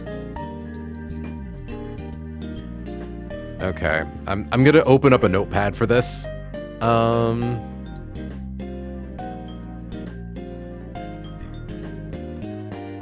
Ely lives. Nido lives. Waller lives. Okay, so here's what I'm going to do. I'm going to rank them. So that's Hydreigon. That's Tyranitar. Tyran or Tyra. That being said, I'm technically not calcing these with them having a max IV beneficial nature. If I get screwed on that, like, fuck, that's between God, man. Like, this is Ursa, which thankfully shouldn't matter. Volca is arguably the most important one, like, outside of Hydreigon, because, like, if you're able to live Volcarona,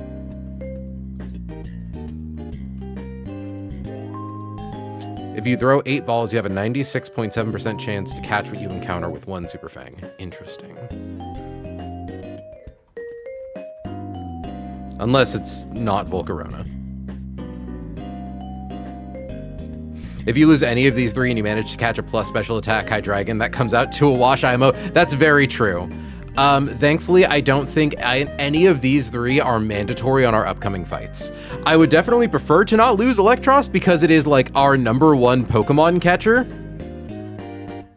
Because having Thunder Wave and Super Fang and being weak to no types of attacks is incredibly useful.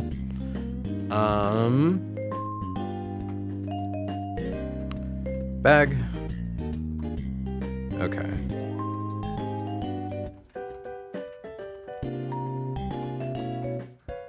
Shell. Okay.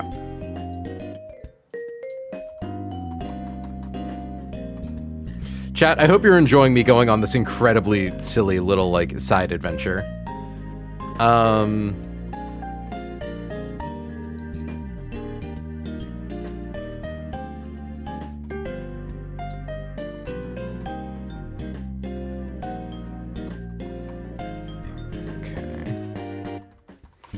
We're not just testing to see who lives each of these, we're also testing to see who lives and, like, takes the least damage from any hits. Okay.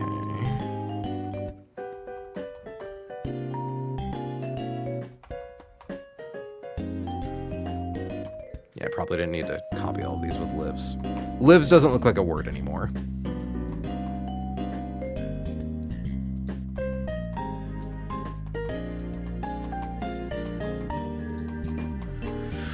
Okay, so against Hydreigon, Electros takes 52%,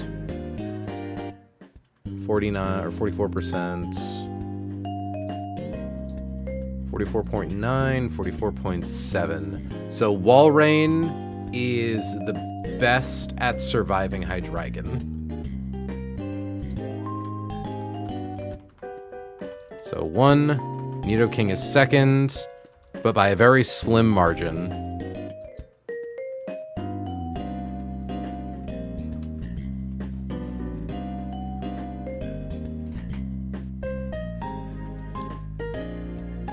Okay. So that's Hydreigon.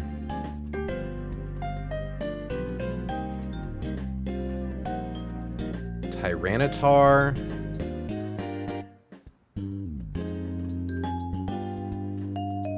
Set all these to crit.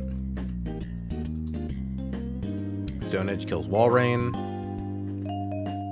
Nidoking functionally dies to crit Earthquake, though it's worth noting it does at least live long enough to get off the Super Fang. Okay, Electros always lives.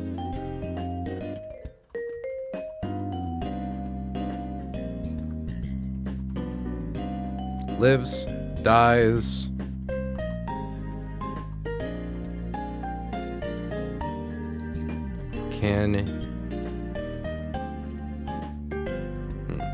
How do I write this? Although worth noting, I'm actually not sure if we can justify using Super Fang on Tyranitar specifically because of Rage. If it clicks Rage on the turn that we bonk it, that's really bad. Although, does it need to use Rage before you hit it in order for it to get the attack boost?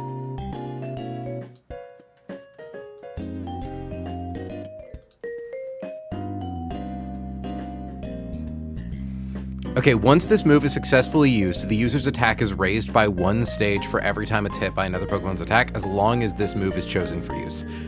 Okay, yeah, so as long as we outspeed, it's fine, and I don't think a speed, like, hold on, okay, what's a plus speed nature? Yeah, plus speed nature, max IV Tyranitar never outspeeds Nidoking or Walrein. Important to note. And only very rarely outspeed Electros. Okay, so Electros lives. Nidoking at least gets the attack off.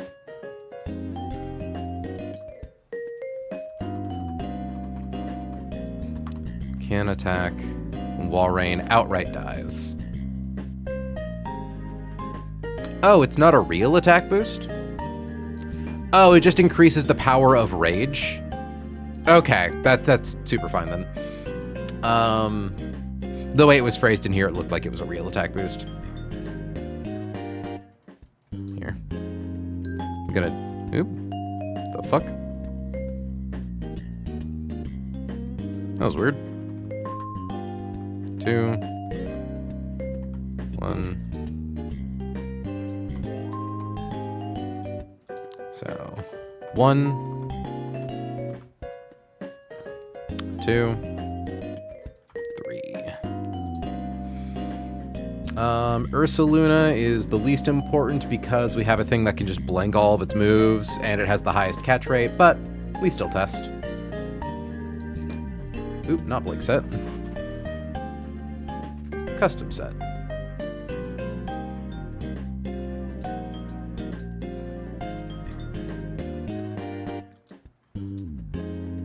Walrein is the only one who lives.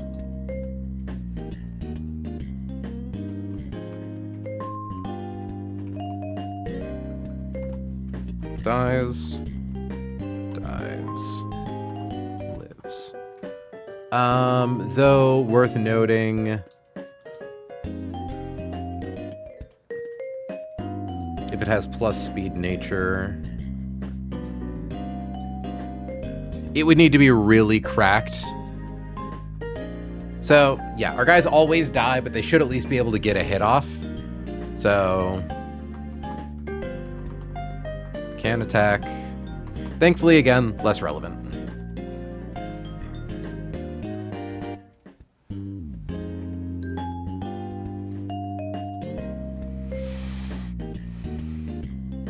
Okay.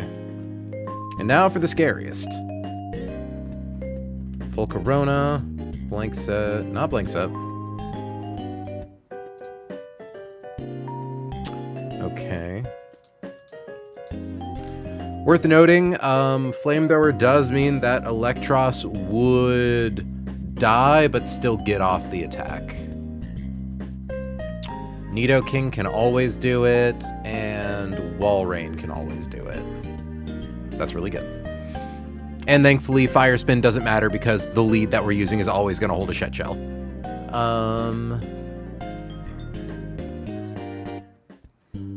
So, 3 can attack. Who takes the least damage between you two? Walrein.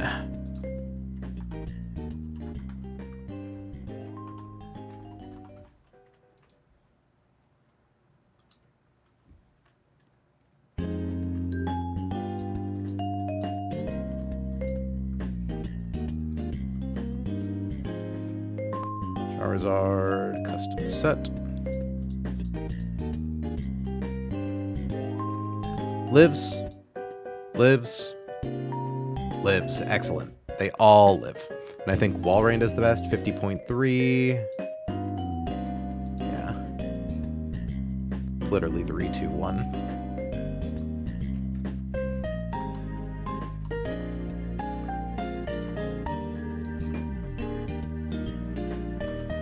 I think Walrein might actually be our lead for this. Just making sure ours does in fact have oblivious and not thick fat. Because one time we got set to thick fat for some reason, and I still don't know how that happened. Okay. Houndoom.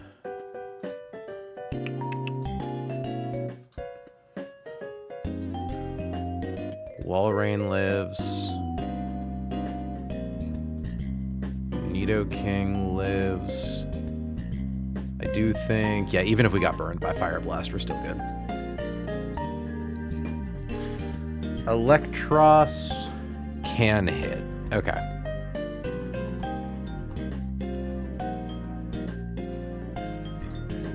$78, 61. 2 lives. 1. Yeah, it seems like the only one of these that is bad for Walrein is Tyranitar. So, as long as we can prep an alternative for that, which I'm sure is probably something. Depending on how well our other guys bulk Tyranitar, our answer to Tyranitar could just be using one of the other guys.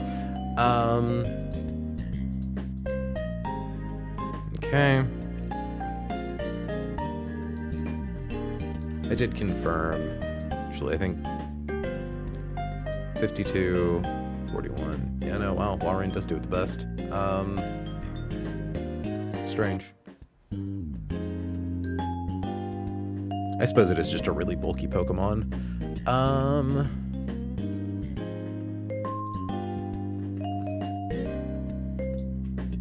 Nope, lives around the board. Walrein does it the best.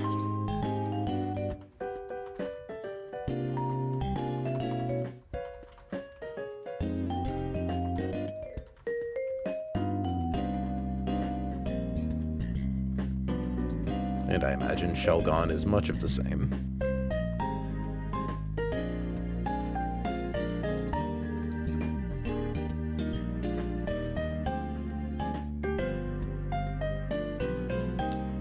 Max of 22, max of 29, max of 30-something, yeah.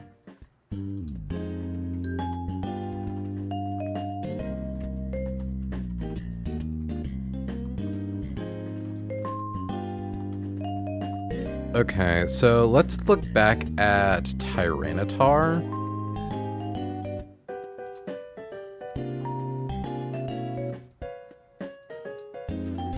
Because worth noting,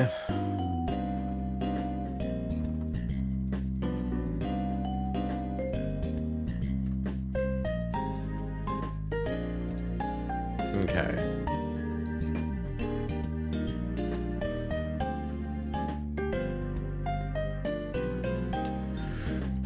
Tyranitar is one of the easier guys to kind of sit on. So long as we have the right dude. Like Delmise. Oh, Crunch though. Yeah, okay. Crunch actually makes him really hard to sit on. Because yeah, it has Earthquake. Unlikely to be faster.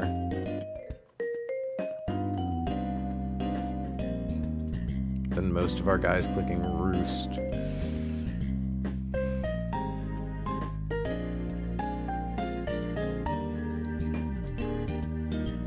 Yeah, no, the problem is just that, like, Crunch drops defense.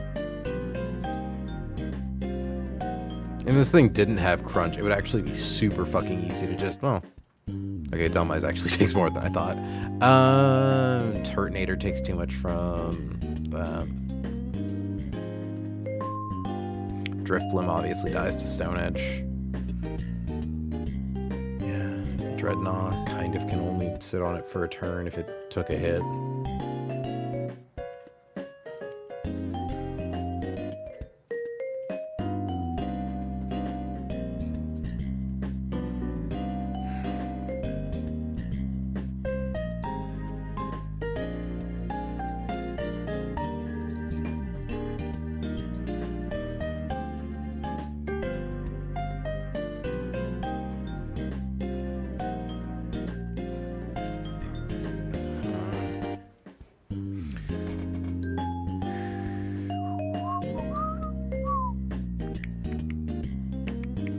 we only get 2 shed shells. We gotta use one of them for the opener.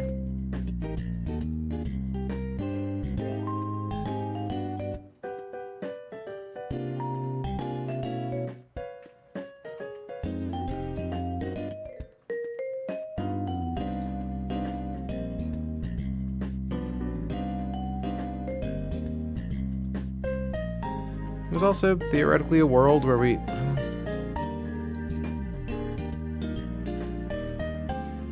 There is, in theory, a world where we open with Granbull and use Charm, but that's a whole can of worms, right? Because then we would have to open with Granbull on everything.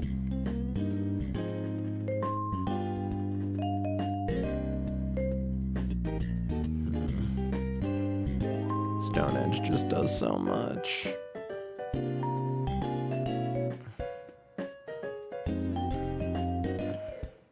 Although I do suppose it's also worth noting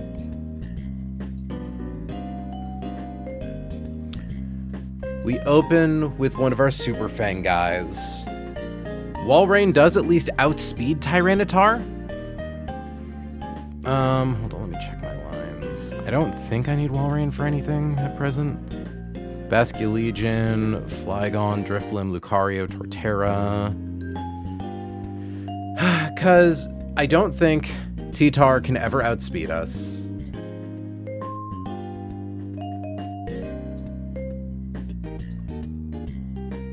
Yeah, so we do at least always get off a Super Fang. And then if we die, we could bring Granbull with Shed Shell to click Charm to drop its attack. And then if its attack is super nuked, Torterra can really just sit on it and spam Synthesis. Hold on, let me delete this line because we just did it.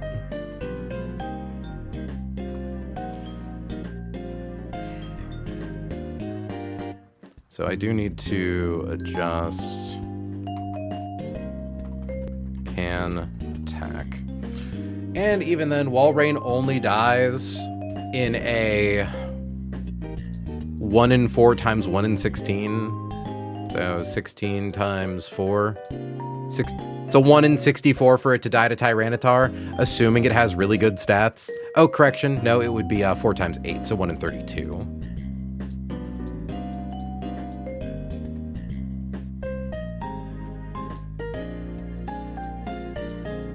Yeah.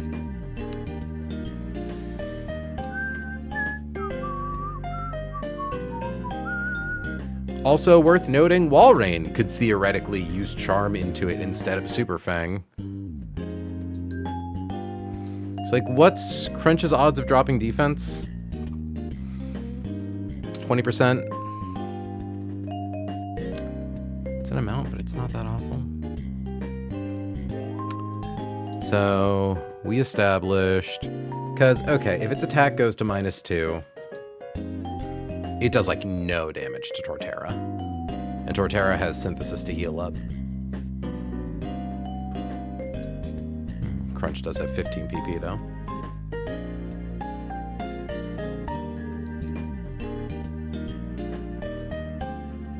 But yeah, okay, so let's assume Tyranitar's catch rate 45.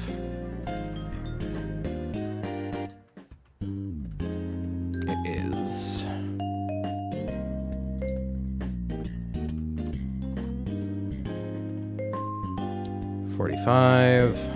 Ball mod is 3, assuming max HP. It's about 1 in 5 to catch with the Dusk Ball. Which isn't miserable, though it is worth noting Torterra doesn't just take Crunch every turn, it also takes Magma Storm. So, and that's assuming we get hit by Crunch. Anything that isn't Crunch is fine. The nice thing is that we can also pretty consistently KO it with like Earthquake or Giga Drain if we need to.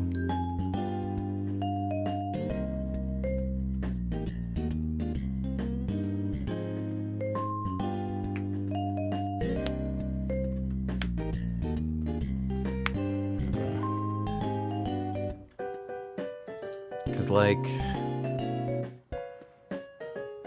Yeah, no. Walrein is the best in literally every situation except for Tyranitar. Which is really cool. You know? Because I am trying to figure out, like, what would be better to get off into Tyranitar? Would it be Super Fang or Charm? You know, worth noting that, assuming it doesn't click Stone Edge, like, in theory, we could do both. We could turn 1 Charm, turn 2 Super Fang. I'd say Charm, absolutely. Yeah, it lets Torterra live so much longer. Any other crit-proof guys good at bulking it? Probably not. Imagine, yeah. Dreadnought takes too much from Earthquake, and Turtonator probably dies. Just like outright. You know what? It lives better than I thought it would. Turtonator could technically come in for a single turn to click Rapid Spin and then swap to Torterra.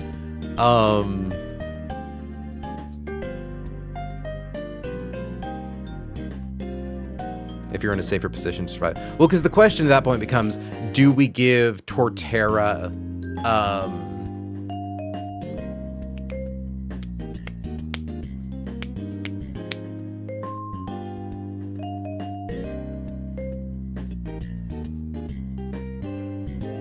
Lepaberry or Shedshell? Who do we give our second Shedshell to? Because Torterra can pretty much guaranteed KO Tyranitar. I'm sure if it's like... Oh wait, that's a minus defense nature Tyranitar. So actually, we do not guaranteed have a KO on it with Earthquake or Woodhammer. Glad I checked that.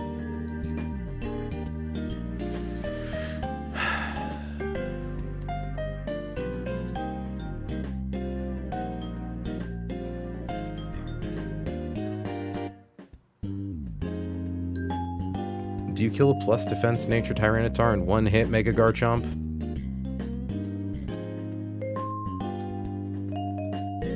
You do. Okay. So we could bring Garchomp as the Tyranitar answer if Torterra gets too low. That is an option. Oh, that's a good endpoint? Okay. Well, because what I'm thinking about is if Torterra suffers too many crunch defense drops, Shedshell lets us swap to something to reset those.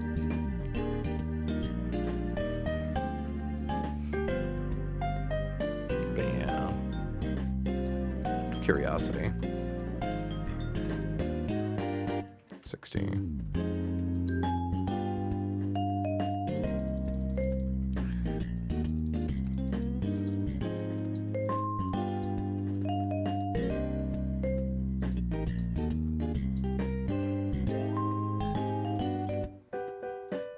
This is completely true. It's just probably over-indexing for the Tyranitar where there's like 5 other monsters to consider.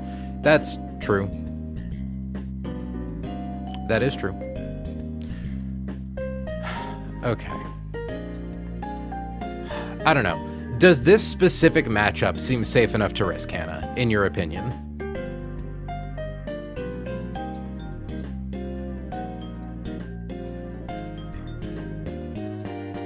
Because it is worth noting, Torterra is just kind of good at sitting on most things.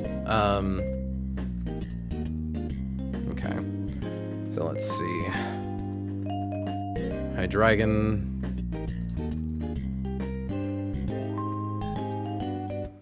Ooh. Okay, well, all of its attacks except for U-turn are special attacks. There's no point using Charm.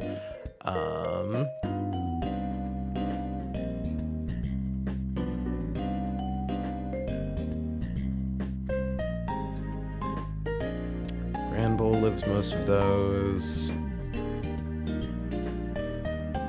Mega Altaria actually can sit on Hydreigon, like, perfectly. I think it would be valid to bring... Well, hold on, because Aurasphere, Dragon Pulse, what happens if Altaria swaps in on... We swap in on Aurasphere or Dragon Pulse, that's kind of an issue. Which is frustrating.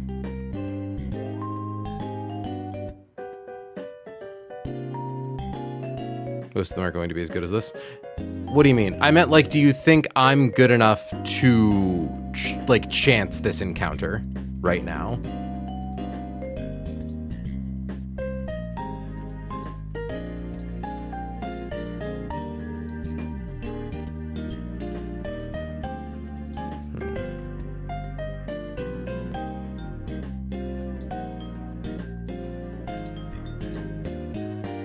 Okay, Grand Bowl can kind of sit on it.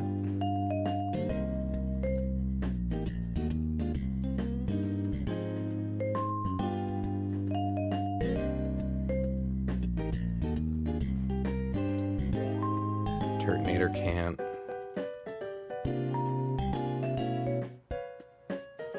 Excadrill is dubious at best. Definitely can't risk Lucario.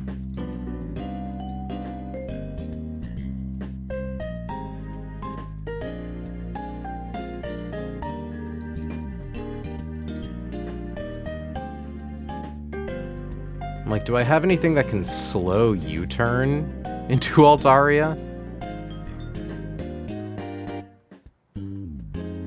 And the answer is kind of not really.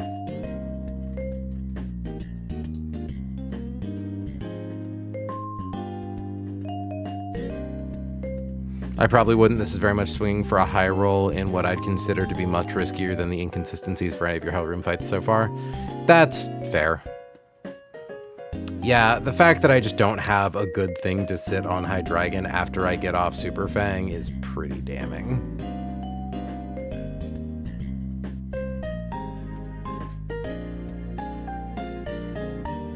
It's the fact that it has Aura Sphere and Dark Pulse. So, like, Aura Sphere takes care of anything that bulks Dragon. Dark Pulse takes care of anything that's immune to Aura Sphere. And Dragon Pulse just does big damage for stab.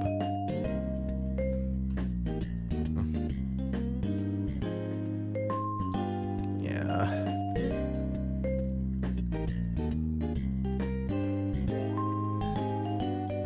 Okay.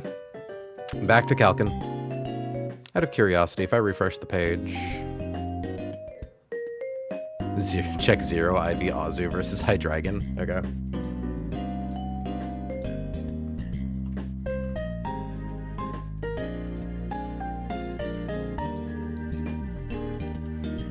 Azumarill, blank set, 79, 0, 0, 0, 0, 0, 0. That is pretty crazy. That's very funny.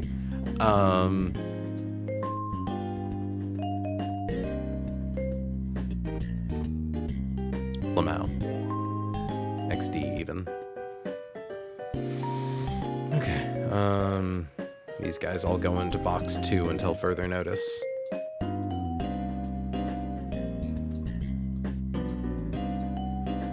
So,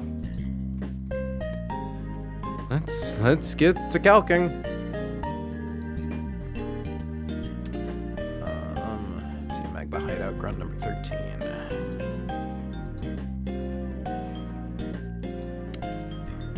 This Kangaskhan. This motherfucking Kangaskhan. Checking some real quick. Boop, boop.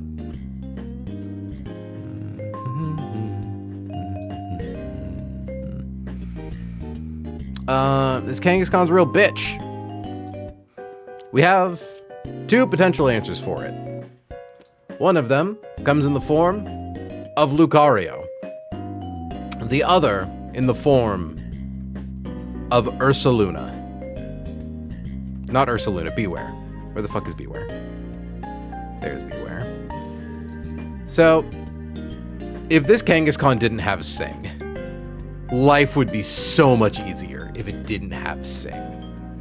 So, the main thing to keep in mind about Hell Room is that Magma Storm does not just hurt your Pokemon for an 1/8 of their max HP every turn, you're also trapped on the field.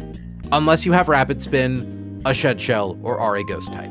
Which means that the answer that we need for this Kangaskhan cannot have a held item, functionally. Because they need to hold Shed Shell. Thankfully, Beware is able to one-hit KO Kangaskhan with superpower while wearing a shed shell. It is unfortunately slower than Kangaskhan, and Kangaskhan has Sing. So Beware does need to be pre-statused to prevent it from using Sing. But not only that, Kangaskhan has to click Fake Out, and the pre-status we need to be can't be burn because we can't reduce our own damage, which means that there is a chance if Fake Out crits and Low Kick crits, and we pre-toxic ourselves, and the 2 turns of Magma Storm chip, Beware would die at the end of its second turn if these were both high-ish rolls. We have, I believe, a 12 HP margin of error. I believe we have like 165 HP after 2 turns of Toxic, 2 turns of Magma Storm.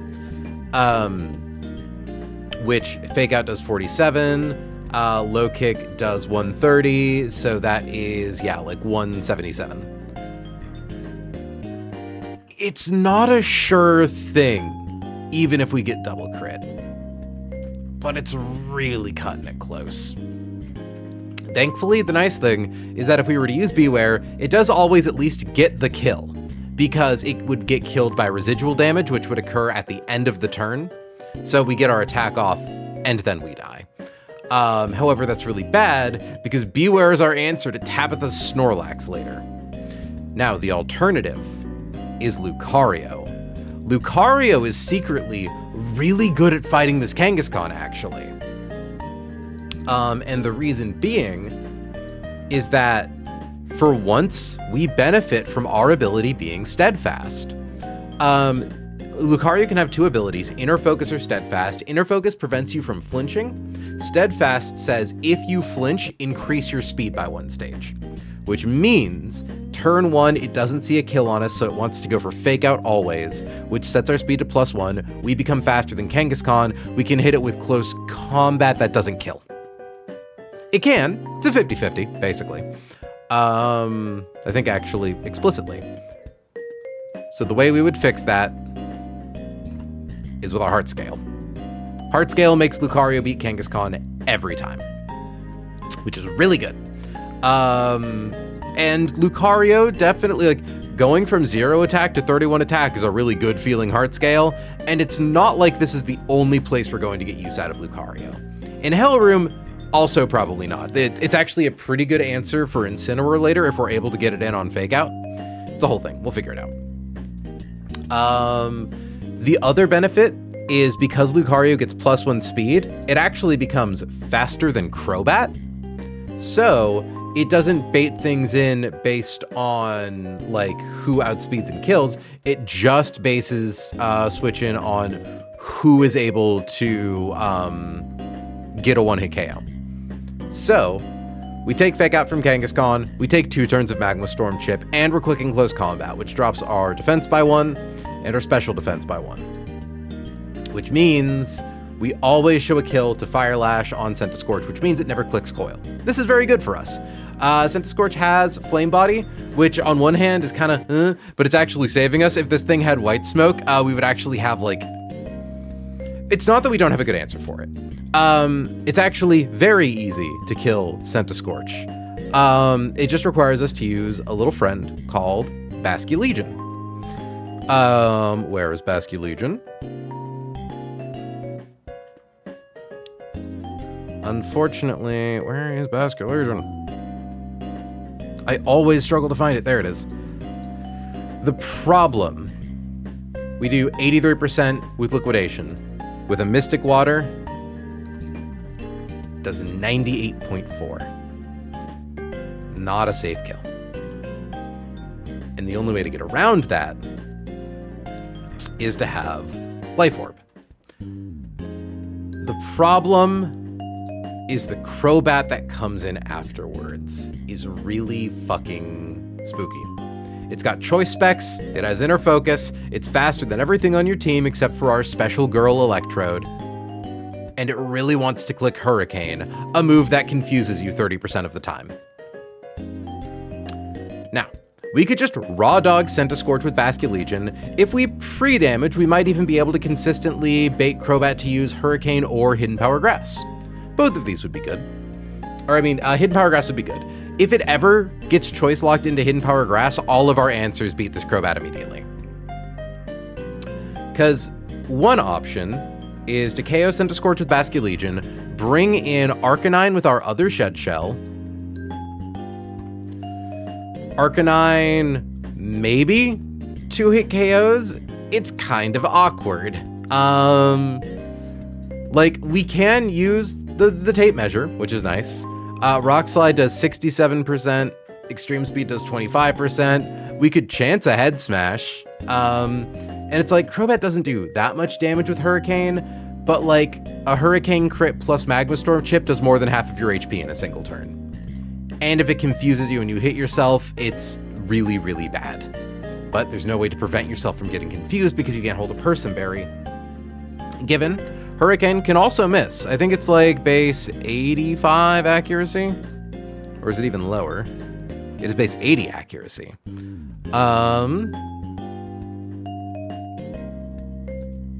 If the weather is desolate land or sunny day, this move's accuracy is 50%. If this move is used against a Pokemon holding a utility umbrella, this move's accuracy remains at 80%. That is funny. So.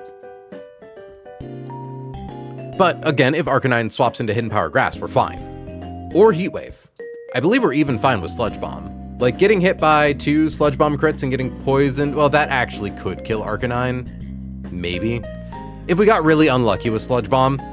But like, Heat Wave or Hidden Power Grass would be fantastic. Now, we could bring Arcanine with Shed Shell, and then bring, say, Seismitoad, someone who we are okay losing if it clicks too many Hurricanes. Like, if Arcanine gets into a bad spot and gets confused and isn't able to like do enough damage, we can use Rock Slide, swap to a thing that we're okay sacking, and then use that to get in Hisuian Electrode for free. Hisuian Electrode does outspeed Crobat and is able to one-hit KO with Thunderbolt. Well, not one-hit KO. It's able to secure KO after a Rock Slide from Arcanine. The problem is that theoretically, there is a world where Arcanine never gets to land Rock Slide. If it swaps into a Hurricane and immediately gets confused and hits itself, we're kind of really in trouble. Theoretically, Electrode can 2-hit KO, but there is a chance that a critical hit Hurricane can kill.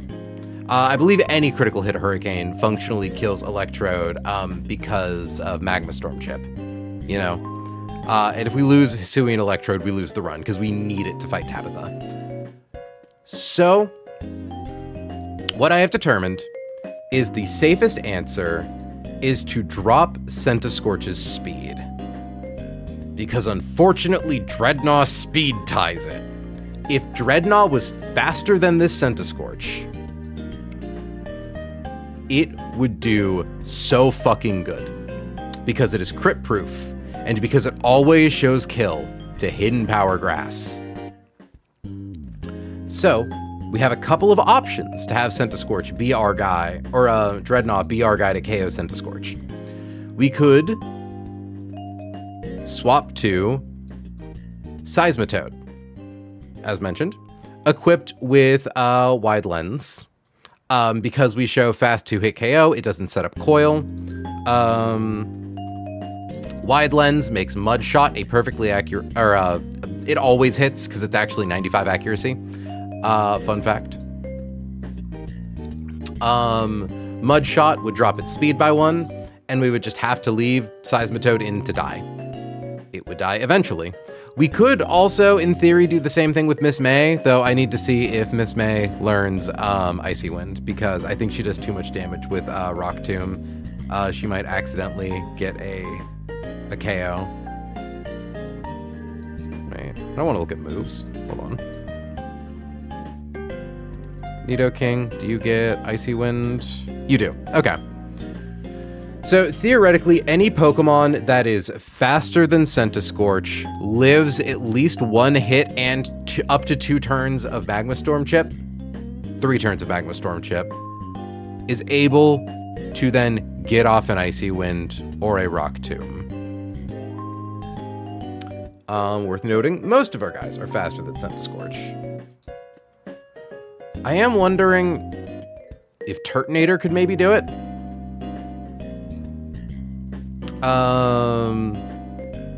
I think... Okay. So, let me do some math here. No, because Turtonator doesn't stop setup AI. That's the problem. I'm pretty sure Scentiscorch can just always use Coil against it. That was the issue. Because otherwise, I do think Turtonator would actually be really good for it, but yeah. Wait, no, never Coil. What? No Misty Terrain. Wait, what? Not Sunboot. Oh. Sunboot. Why the fuck?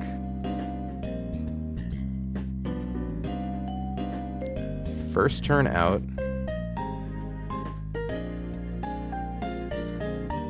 Why is it not wanting to click Coil? Oh yeah, I do think Silcalc forgets Explosion. There it is. Yeah.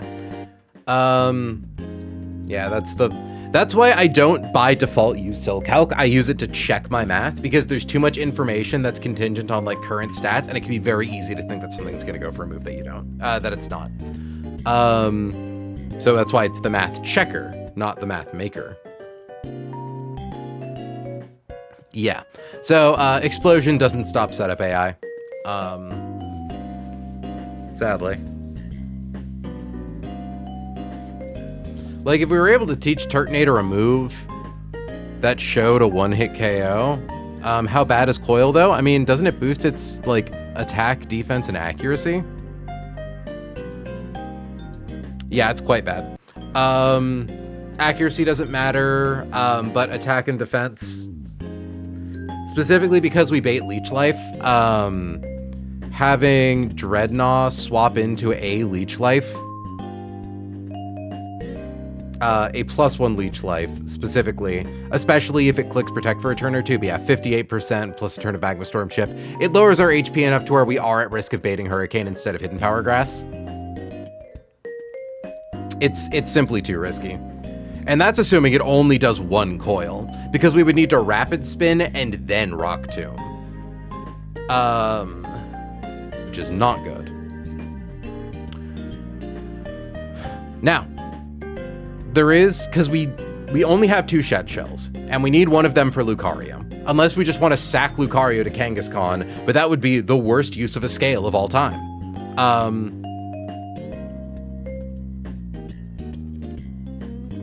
Like, at that point, just use a Jaboka Berry, idiot.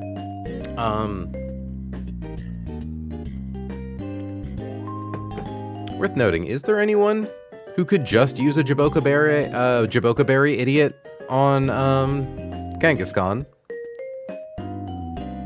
Probably not, right?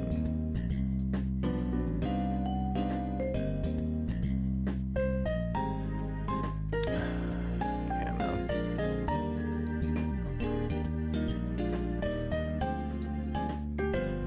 Yeah, pretty much nothing.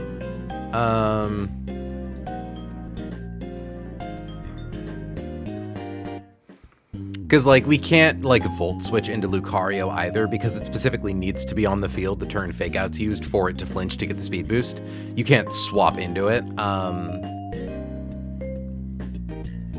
Yeah, okay. So, we could use Seismitoad.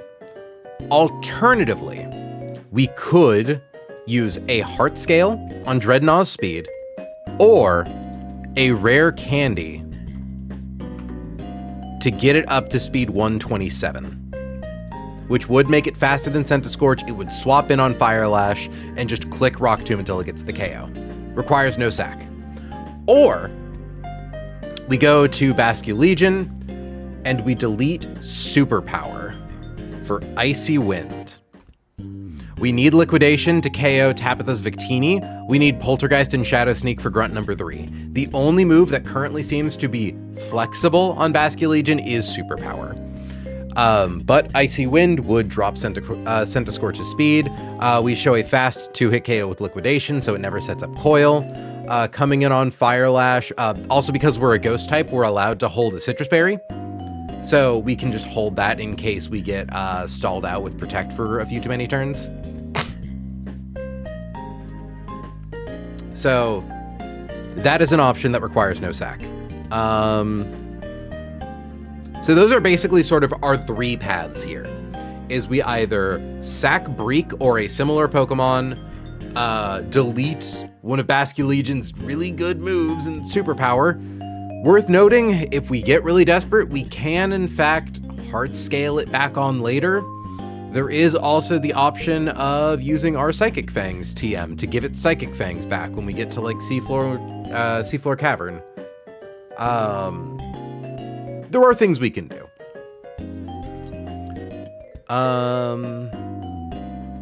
None of them are particularly incredible things, because the unfortunate thing about Dreadnought is that it's always swapping in on Fire Lash, and at least if it came in directly after Lucario, which means defense goes to -1. If, like, in theory, we could just try to win the speed tie. We just hope we get lucky, which is possible. It's a coin flip. Be really fucking funny. And depending on if we get Protect stalled for too many turns, if we lose the coin flip, we might also lose Dreadnought. Pretty sure we're losing Dreadnought for later portions of... Actually, I don't think we are. Snorlax, Hitmontop... Yeah, no, I think...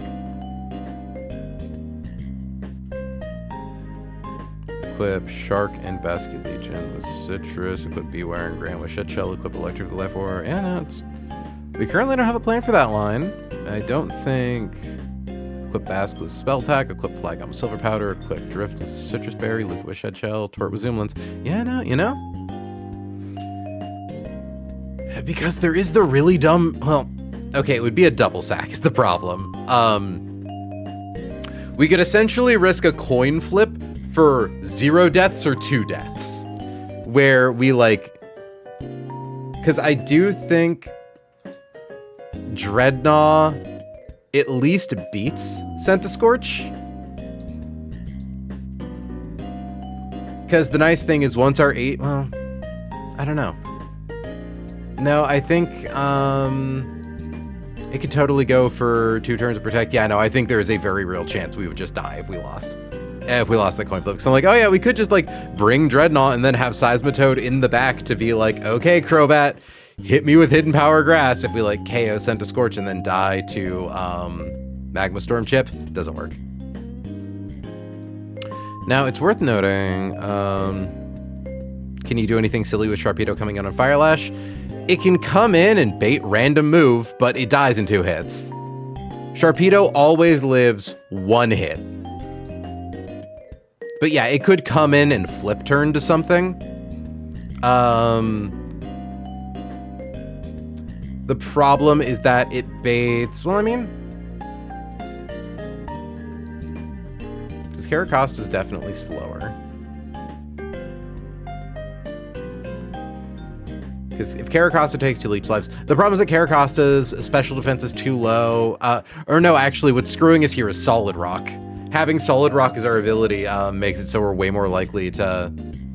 Well, I suppose it is kind of also just our special defense, because HP... Yeah, never mind. Solid Rock doesn't matter here.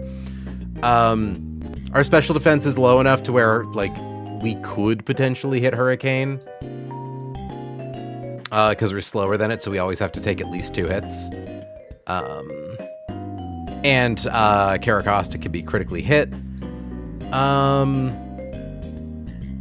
If Seismitoad comes in on a Leech Life, Centiskorch has leftovers. I think it's entirely possible that Centiskorch just kind of heals off the damage, and like a critical hit Leech Life makes it so our HP would get too low. Like, Because the annoying thing is that you need to be quad weak to a grass move in order to bait HP grass. And we only have so many guys who are that. You need to be either quad weak to grass or have a type that makes you resistant to flying. Which... oh. If only Excadrill didn't immediately die to Fire Lash. Shark into Turtonator?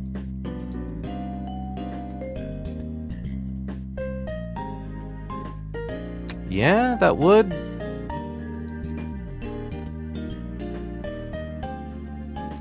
Though, I do think at that point,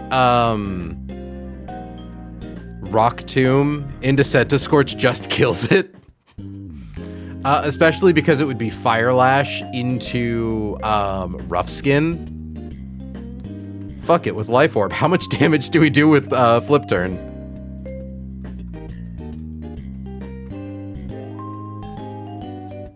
Dog, I hate how that's like almost doable. That's so dumb.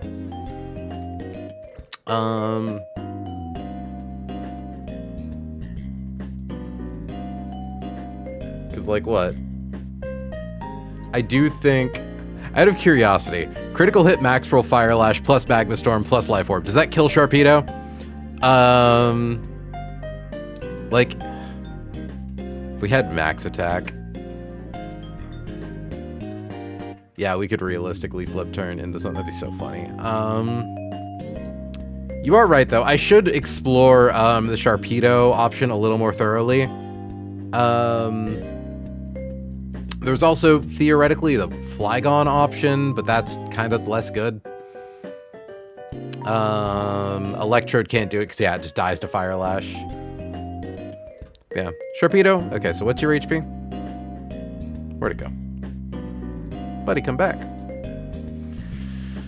Okay, so we have 218 divided by 8 is 27. 218 minus 27, and then 218 divided by 10, it would just be 21, right? Yeah, so we lose 21, drops us to 170. It would need to be crit max roll Fire Lash. Would make it so we would kill ourselves on our own Life Orb flip. Okay, that's really funny. Worth noting, yeah, Mystic Water crit flip turn does in fact always kill Scentiscorch.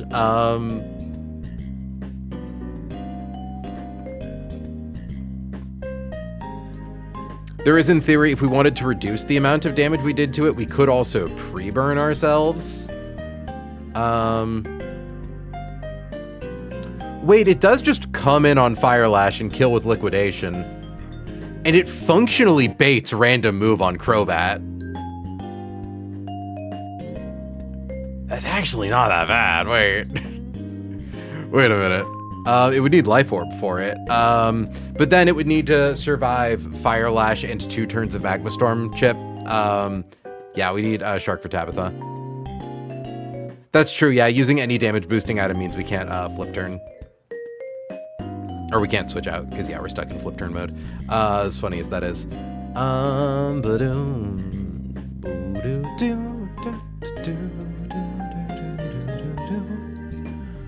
And I don't think there's anything that kills Scentiscorch that like baits in Toxapex in second, aside from like Arcanine. Like Arcanine pretty consistently, because yeah, it takes a Fire Lash, and then at most 2 turns of Magma Storm chip, and then it always baits Liquidation on Pex, which is like something. The problem is that it does use up our second Shed Shell kind of early. Because, like, okay, let's assume we do the version of it where we get Arcanine. Arcanine's always showing a kill to Liquidation because we've taken at least 2 turns of Magma Storm chip. And I don't think it's ever Venoshock. Also, Fire Lash will drop our defense by 1. So, if it's Liquidation, we could swap to Electrode. Who baits Venoshock or Toxic? Could Volt Switch. back into Arcanine.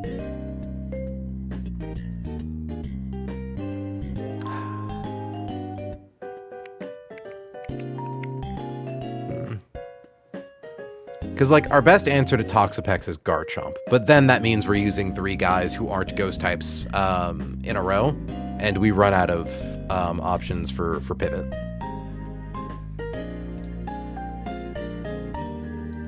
Eldegoss can technically rapid spin on this dweeb. Venoshock does a little too much damage. Also, Merciless, are moves auto crit if you're statused or just toxic? Just toxic, or poisoned.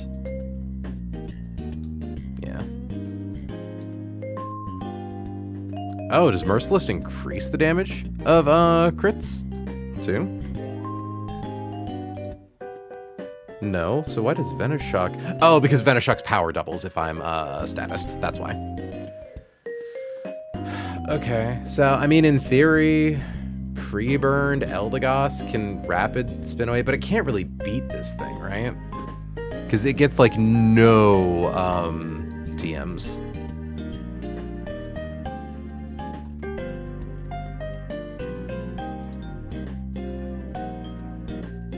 Facade, Hyper Voice, Magical Leaf, Solar Beam, yeah. I don't think it has like Psychic or Electric hidden power. It might have one of those. Oh, it does have electric hidden power. I don't think it'll do anything, but like... yeah, it's worse than Leaf Storm. Which makes sense. It's either stab, neutral damage, or weaker, super effective damage. So... Eldegoss is bust. Delmise is better at fighting this thing than I thought it'd be.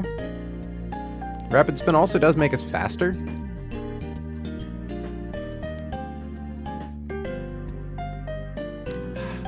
It's kind of hard to say if we could beat it, though. Especially if we come in on a Toxic, we're, like, immediately boned. And our only big damage attack. Like, I'm pretty sure we take Magma Storm damage in between rounds during Phantom Force. So probably not that.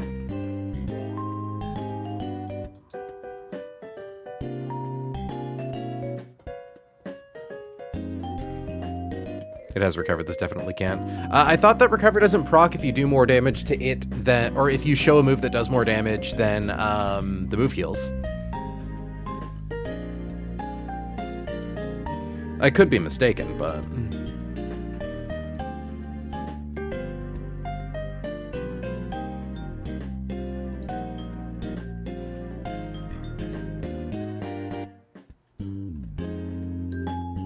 pre-burned Altaria can't really do Perish Slung Cheese, funny as that would be.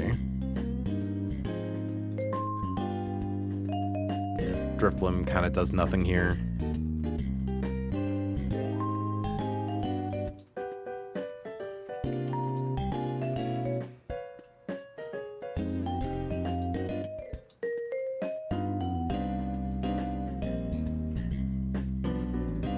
The problem is that, like, if you're immune to toxic and poison damage, well, it's got liquidation to wear your ass down. So, like, even if Corviknight could realistically kind of chill on this thing with Roost into Ironhead, well, maybe not Roost into Ironhead, it would have to be Brave Bird, because Black Sludge would just heal off our damage.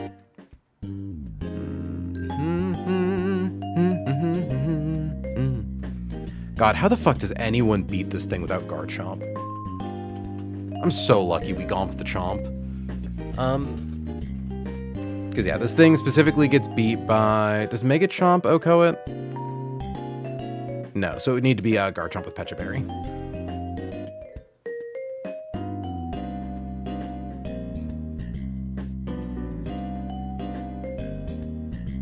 Did you roll Hellroom yet? We did not roll Hellroom. We've sort of looked at all of our plans. It's a bit too dubious to roll Hellroom. So we're just gonna try to see if we can do Hellroom without the encounter, for better or for worse.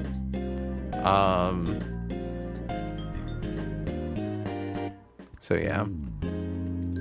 I just don't think there's any good world where we bait Toxapex in second unless we, like, beat Scorch with a thing that can swap out after, but that's kind of nothing. Unless, like, yeah, because, I mean, Turtonator... Yeah, Turtonator takes too much from Hurricane. If we pre-poison Turtonator. Stupid. Really stupid. The other thing also is beating a Crobat with Electrode is really good because it means when Toxapex comes out, it's specifically a Volt Switch into Garchomp, which means Earthquake is always an immediate KO afterwards. But yeah, okay.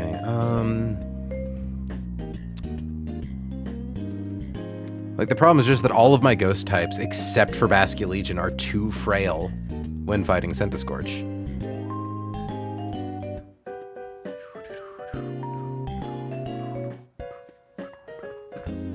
Basculegion, out of curiosity, do you get Rock Tomb as well as Icy Wind?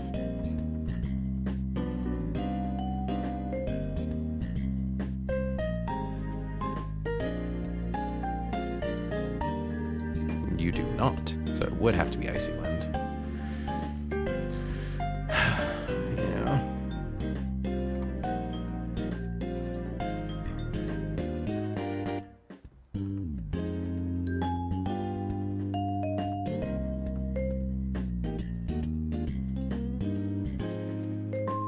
So yeah, our 4 options are to rip it raw, teach Basculegion Icy Wind, sack a guy, or use a scale or rare candy on Dreadnought. What's the range Crobat sees on Basculegion? Not great. The problem is that because we need Life Orb, it's really difficult to pre-damage Basculegion to a range where it is safe into Scorch, potentially getting flame-bodied. Like, we come in on Fire Lash, which is nice, because dropping our defense means it's less prone to use Protect. So it's like... How do I put it? Okay. Because also, the issue is that if we bait Sludge Bomb, that could be problematic into Arcanine. It's not guaranteed, but it could be.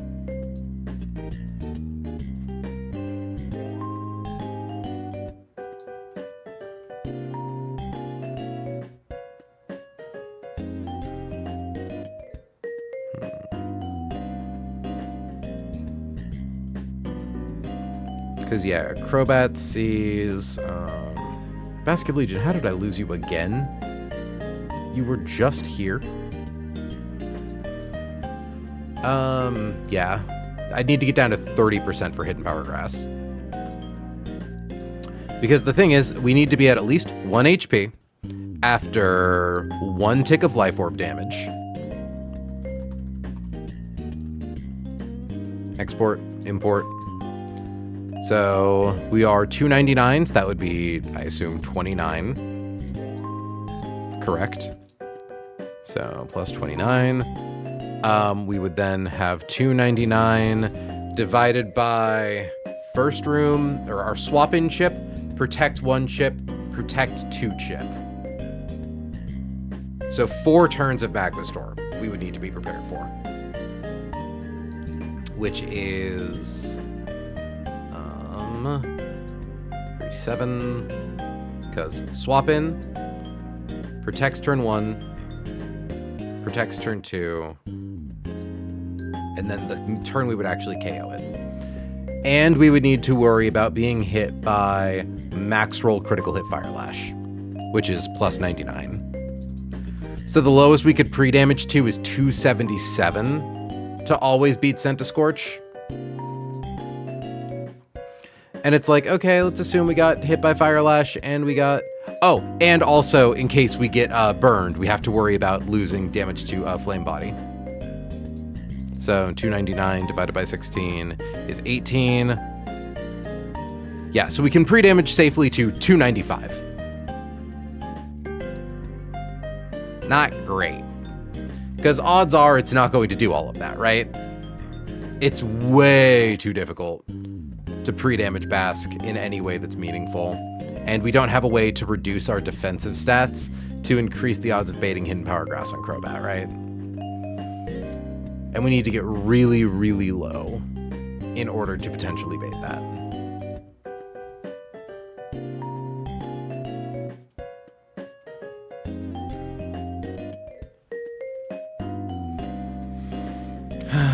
Because, like, okay. I'm going to manually look through all of my Pokemon and see if any of them bait HP Grass the most. Because it can't be Heat Wave. In order to do this line where we do, like, the speed drop shenanigans, we need to be able to use a Shed Shell, which is a pain in the ass. Unfortunately, most things are most weak to Hurricane.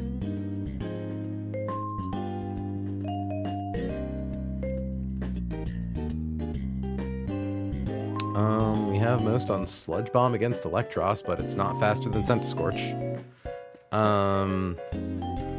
Yeah. Okay, so let me get everyone who's not faster than Centiskorch moved down here to the bottom.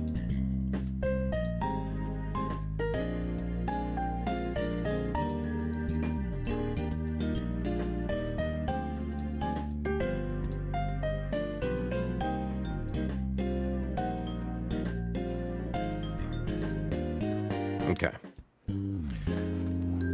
So what is faster than Senta? Swampert, it's a shame you can't. Actually, you're not really that great at showing kills to HP Grass. You take too much from Hurricane. Okay, so not you. Oop. Not you. And the thing is, in order to do the Electrode strat, it does need to specifically be Hidden Power Grass. It can't be any other move. Not you. Not you. Not you. Definitely not Electrode. I mean, Electrode does at least bait Sludge Bomb. Which, depending on... But Electrode has no safe way of getting in on Centiskorch. But what if I killed Centiskorch with a pivot move? It's kind of hard to predict, though.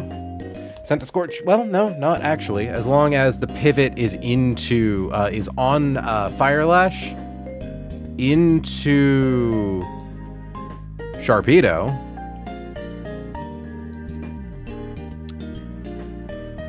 Because Sharpedo always shows a kill to Leech Life no matter what.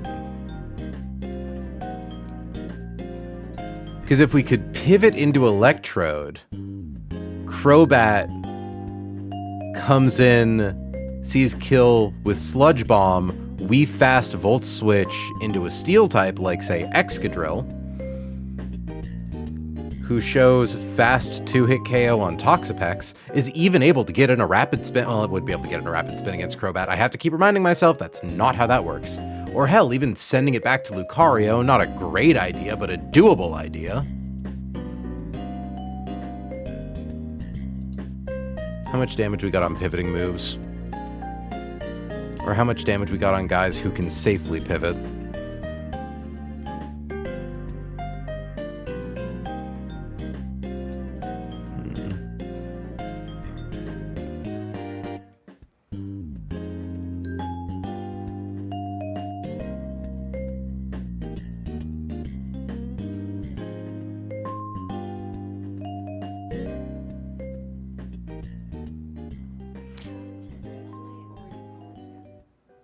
I can go to sleep. Do you need me to?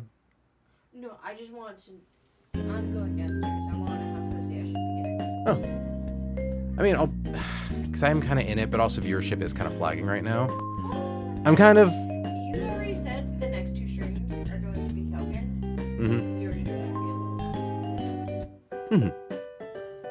I'm going downstairs and new stream. Okay. Love you.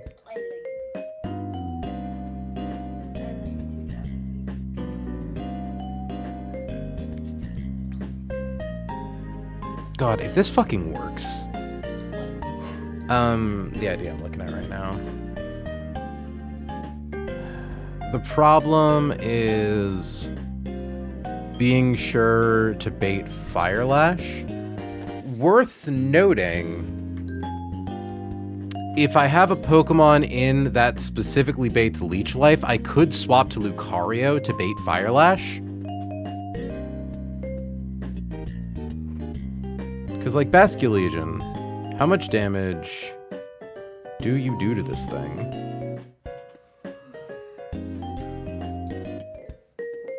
Because Basculegions are only Ghost type that can safely hang out with it. The problem is I think all of its moves do too much damage. We could maybe pre-burn it, though that could get dangerous. I would need to make sure. Well, I suppose pre-burn with the Citrus Berry.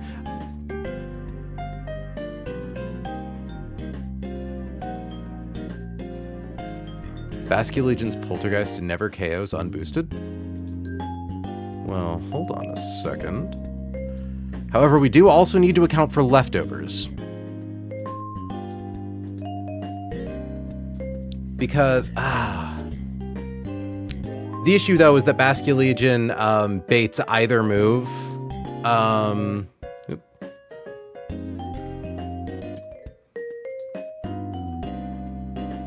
Which means we would need to use a pivot. Well, we could use, like, Flygon. And Flygon using U-turn would offset Life Orb chip? Or, leftovers regen? Okay, hold on. So we have you. Let's find Flygon. Lixie, get in here. Bates Leech Life always. U-turn does 10%. The issue would be getting hit by Leech Life, though. It's really hard to be able to predict just how much HP this thing is going to have. God, because we can get our flip turn damage really up there.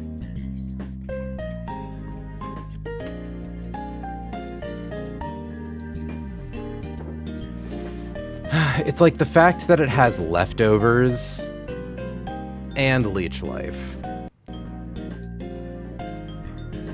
Also, wait, no, I need to not bait Leech Life. I need to bait Fire Lash.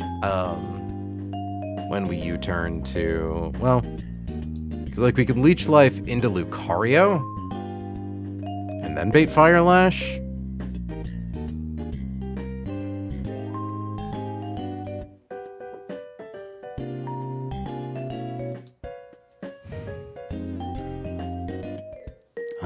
These numbers are really annoying, but I feel like we're onto something. I feel like we're really close to being onto something.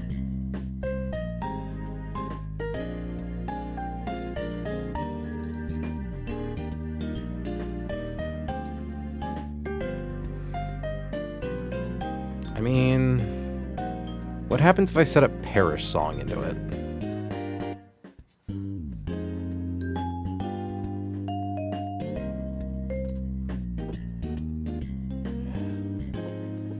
Altaria would need a Shed Shell, though. And it's coming in on Fire Lash, so yeah, that's not great.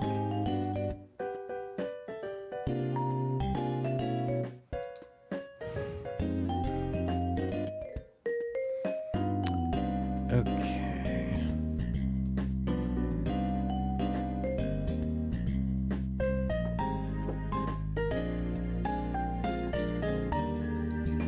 Poltergeist crit does 94.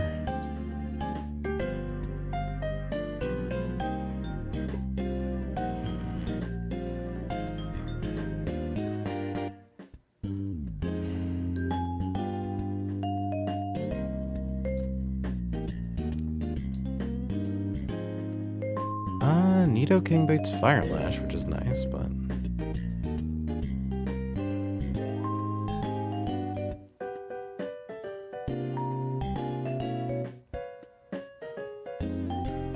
worth noting this would require Shark, Electrode, Excadrill.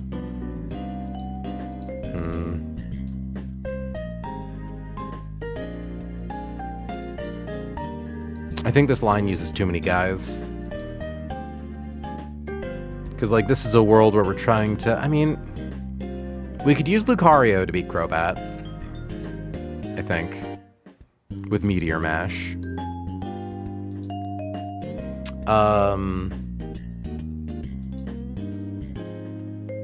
Which is not bad.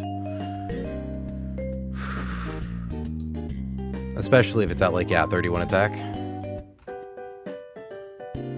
Though, actually, it would probably just swap to Toxapex, which is less good. Yeah, so we couldn't use Lucario. Unless we were willing to get rid of one of its moves.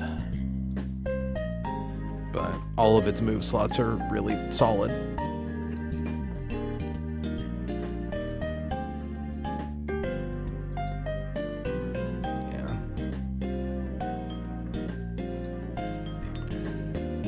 The problem is that we're fighting so hard to be able to set up Crobat to click Sludge Bomb, which requires us to beat it with something that beats Sludge Bomb, which, like, Excadrill can definitely do, but then it doesn't have the gusto to beat Toxapex.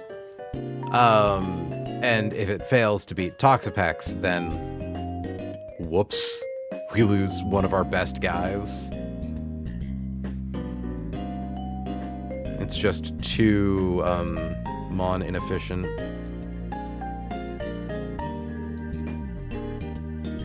And, like, we can't safely swap back to Lucario on Basculegion because we could bait, you know, if we swap into Fire Lash, that's a dead Lucario.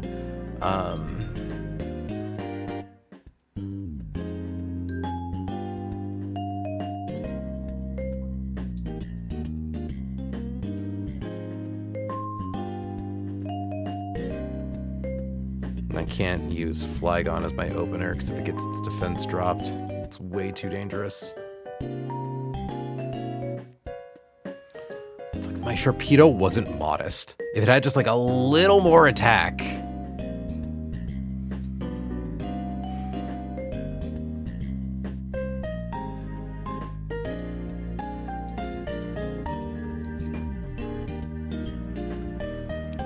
I still think the line is probably sack something.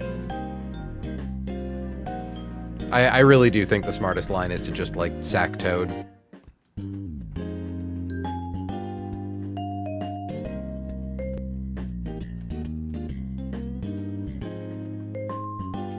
Like, I'd prefer it not be Toad. But we currently have 3 other guys, potentially 4, who can be quad weak to grass. We have plenty of ground types, we have plenty of water types.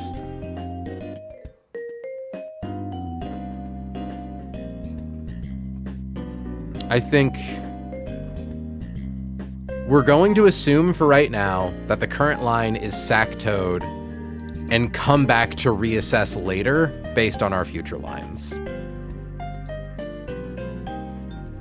That being said, I also really need to pee, but let's get this written down. Okay.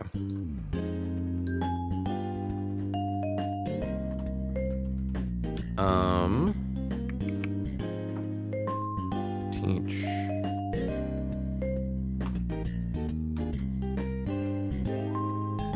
Definitely no pre-damaging here. Scale, Lucario, attack.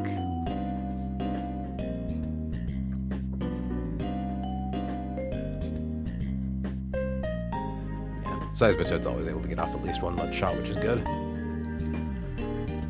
Okay, scale Lucario attack.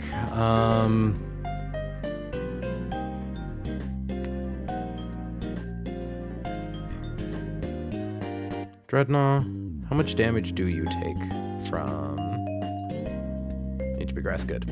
I just gotta make sure that Dreadnought does in fact always bait in Crobat, because I'm like, oh shit, what if I, you know, kill Centiskorch in a single turn and only take 1 round of Magma Storm chip? That's enough, because we threatened to kill a Stone Edge, so. Okay, scale Lucario attack. Equip.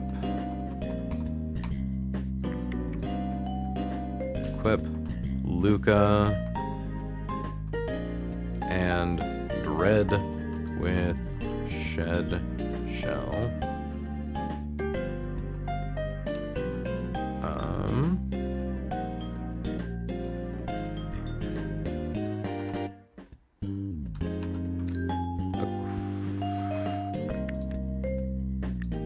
think it's equip. Why is it keep unbolding me? Equip elec with citrus berry. Equip Gark with Pecha berry.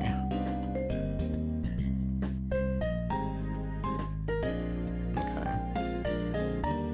1, 2, 3. Oop. Oh, it was an unbolded period. Equip size with wide wife lens. So I will note there is actually another kind of interesting option.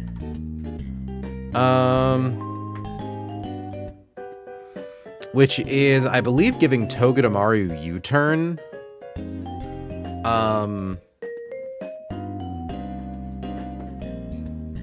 It doesn't do enough damage to stop Toxapex from coming in. I mean, maybe if we gave it the magnet.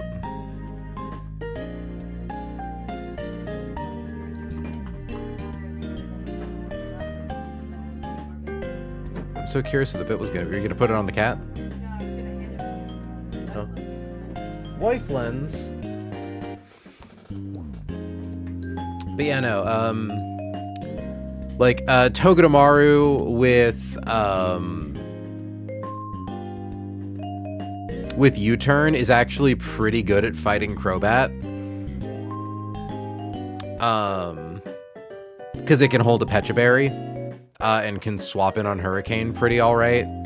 And I'm pretty sure if we do full HP Basculegion, we can basically guarantee that Crobat never goes for Heat Wave, right?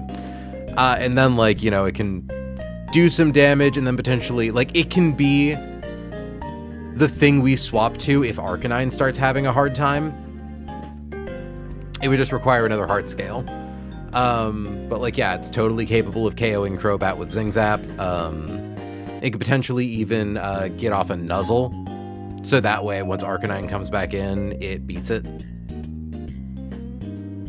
Just an option. So, open with Luca. Click C combat and get F outed like a doofus. OHKO with Combat. Swap to Senti. Sorry, just sent. Swap to Size. Spam. Mashot. Until sack.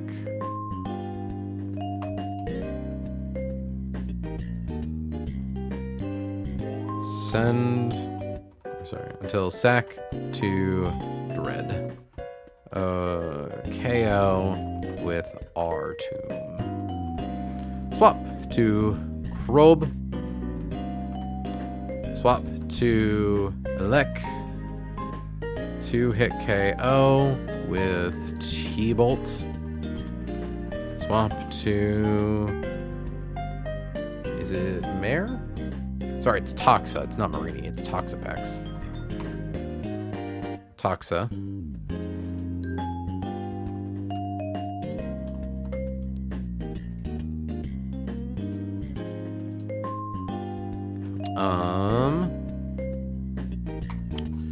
V switch to Gark. KO with Earthquackle. So I'm pretty sure Pecha Berry Garchomp 72%.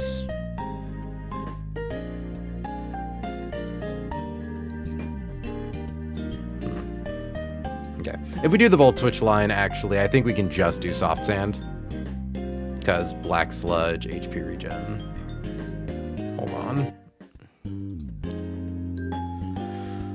185 divided by 16 is 11. 185 plus 11 is 196. Minus 62 is 134.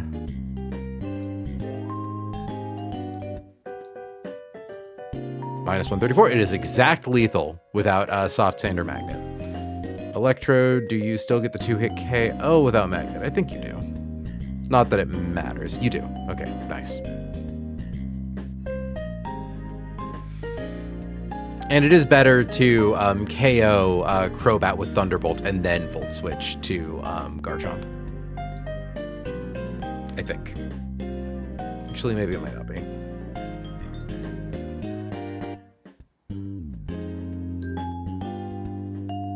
No, actually, Volt Switching to Garchomp is probably smarter. Not that it matters that much, I don't think.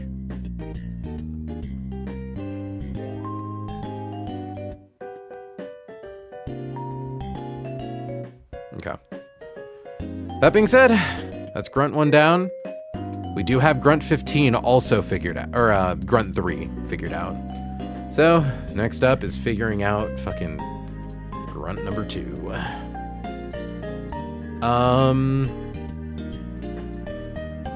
It's such a shame Lucario can't beat this Grimmsnarl with just Meteor Mash. I really wish... You know what? I'm curious about something. In Silk Helk. Because if I'm correct, I believe Scary Face is just always 40% no matter what. Yeah, like even if you show a fast kill to it. Not that that's a problem. It's kind of weird. Finding a good lead on this Grimmsnarl is really hard.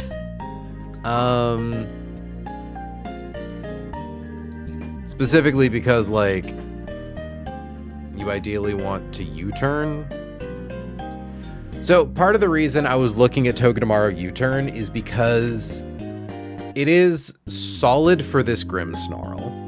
Because U-turn on Togedemaru is faster than Grimmsnarl, and we bait Darkest Lariat instead of Play Rough, which Lucario always bulks and can then KO with Meteor Mash. Just one line I've currently noticed.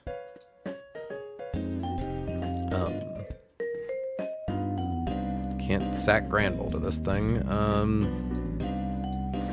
So this is a 5-mon fight, but really it's a 4-mon fight because Licky Licky just knows Explosion. So as long as you have a ghost type and are able to swap to it, you're fine. The main demon is Incineroar here because it's got knockoff. So it's stab knockoff. It's just like its best thing. It either hits your ghost type super effective or it's knocking off like your shed shell. It's just really dangerous all around. In theory, if Lucario can come in on Fake Out on this thing with 31 attack, it is able to one-hit KO with close combat. We can't do it if Incineroar swaps in on it because Intimidate. The alternative would, I mean, maybe if we had 31 attack. No, we wouldn't even be able to do it with Life Orb or Black Belt. Yeah, it's just kind of awkward. But I think we're gonna call it. I think, yeah, I'm pretty solid for tonight, I think. And then we can pick back up with the good shit. Not tomorrow, Saturday morning. I don't think I'm doing anything Saturday morning. I might move Saturday slots to noon instead of 10 because Mintmod and I kind of want to have the opportunity to like do stuff in the morning. I don't know, we'll see. Worst case scenario, we might start a little late this week. We'll figure it out. Hell Room is upon us. We have 3 out of 5 fights calced. I tried to do that funny because it's 1, 3, and 4. And then 2 and 5 aren't done yet. But it's really hard to move your hand like that. I'm going to do more looking tomorrow. Because I'm still calcing these in my off hours. So, you know, if I'm able to figure them out on my own time, yippee wahoo. Hooray. In the meanwhile, I don't fucking know. It's difficult. It's really rough. But we'll find something. We always do. Garchomp actually one-hit KOs Incineroar with Earthquake, as long as it has soft sand, so maybe that's something, if I can get Incin in last. Anyways, I'd like to thank you all so much for joining me. Until next time, I have been April, she has been May, you have all been incredible, and I'll catch y'all on Saturday. Have a good night, folks.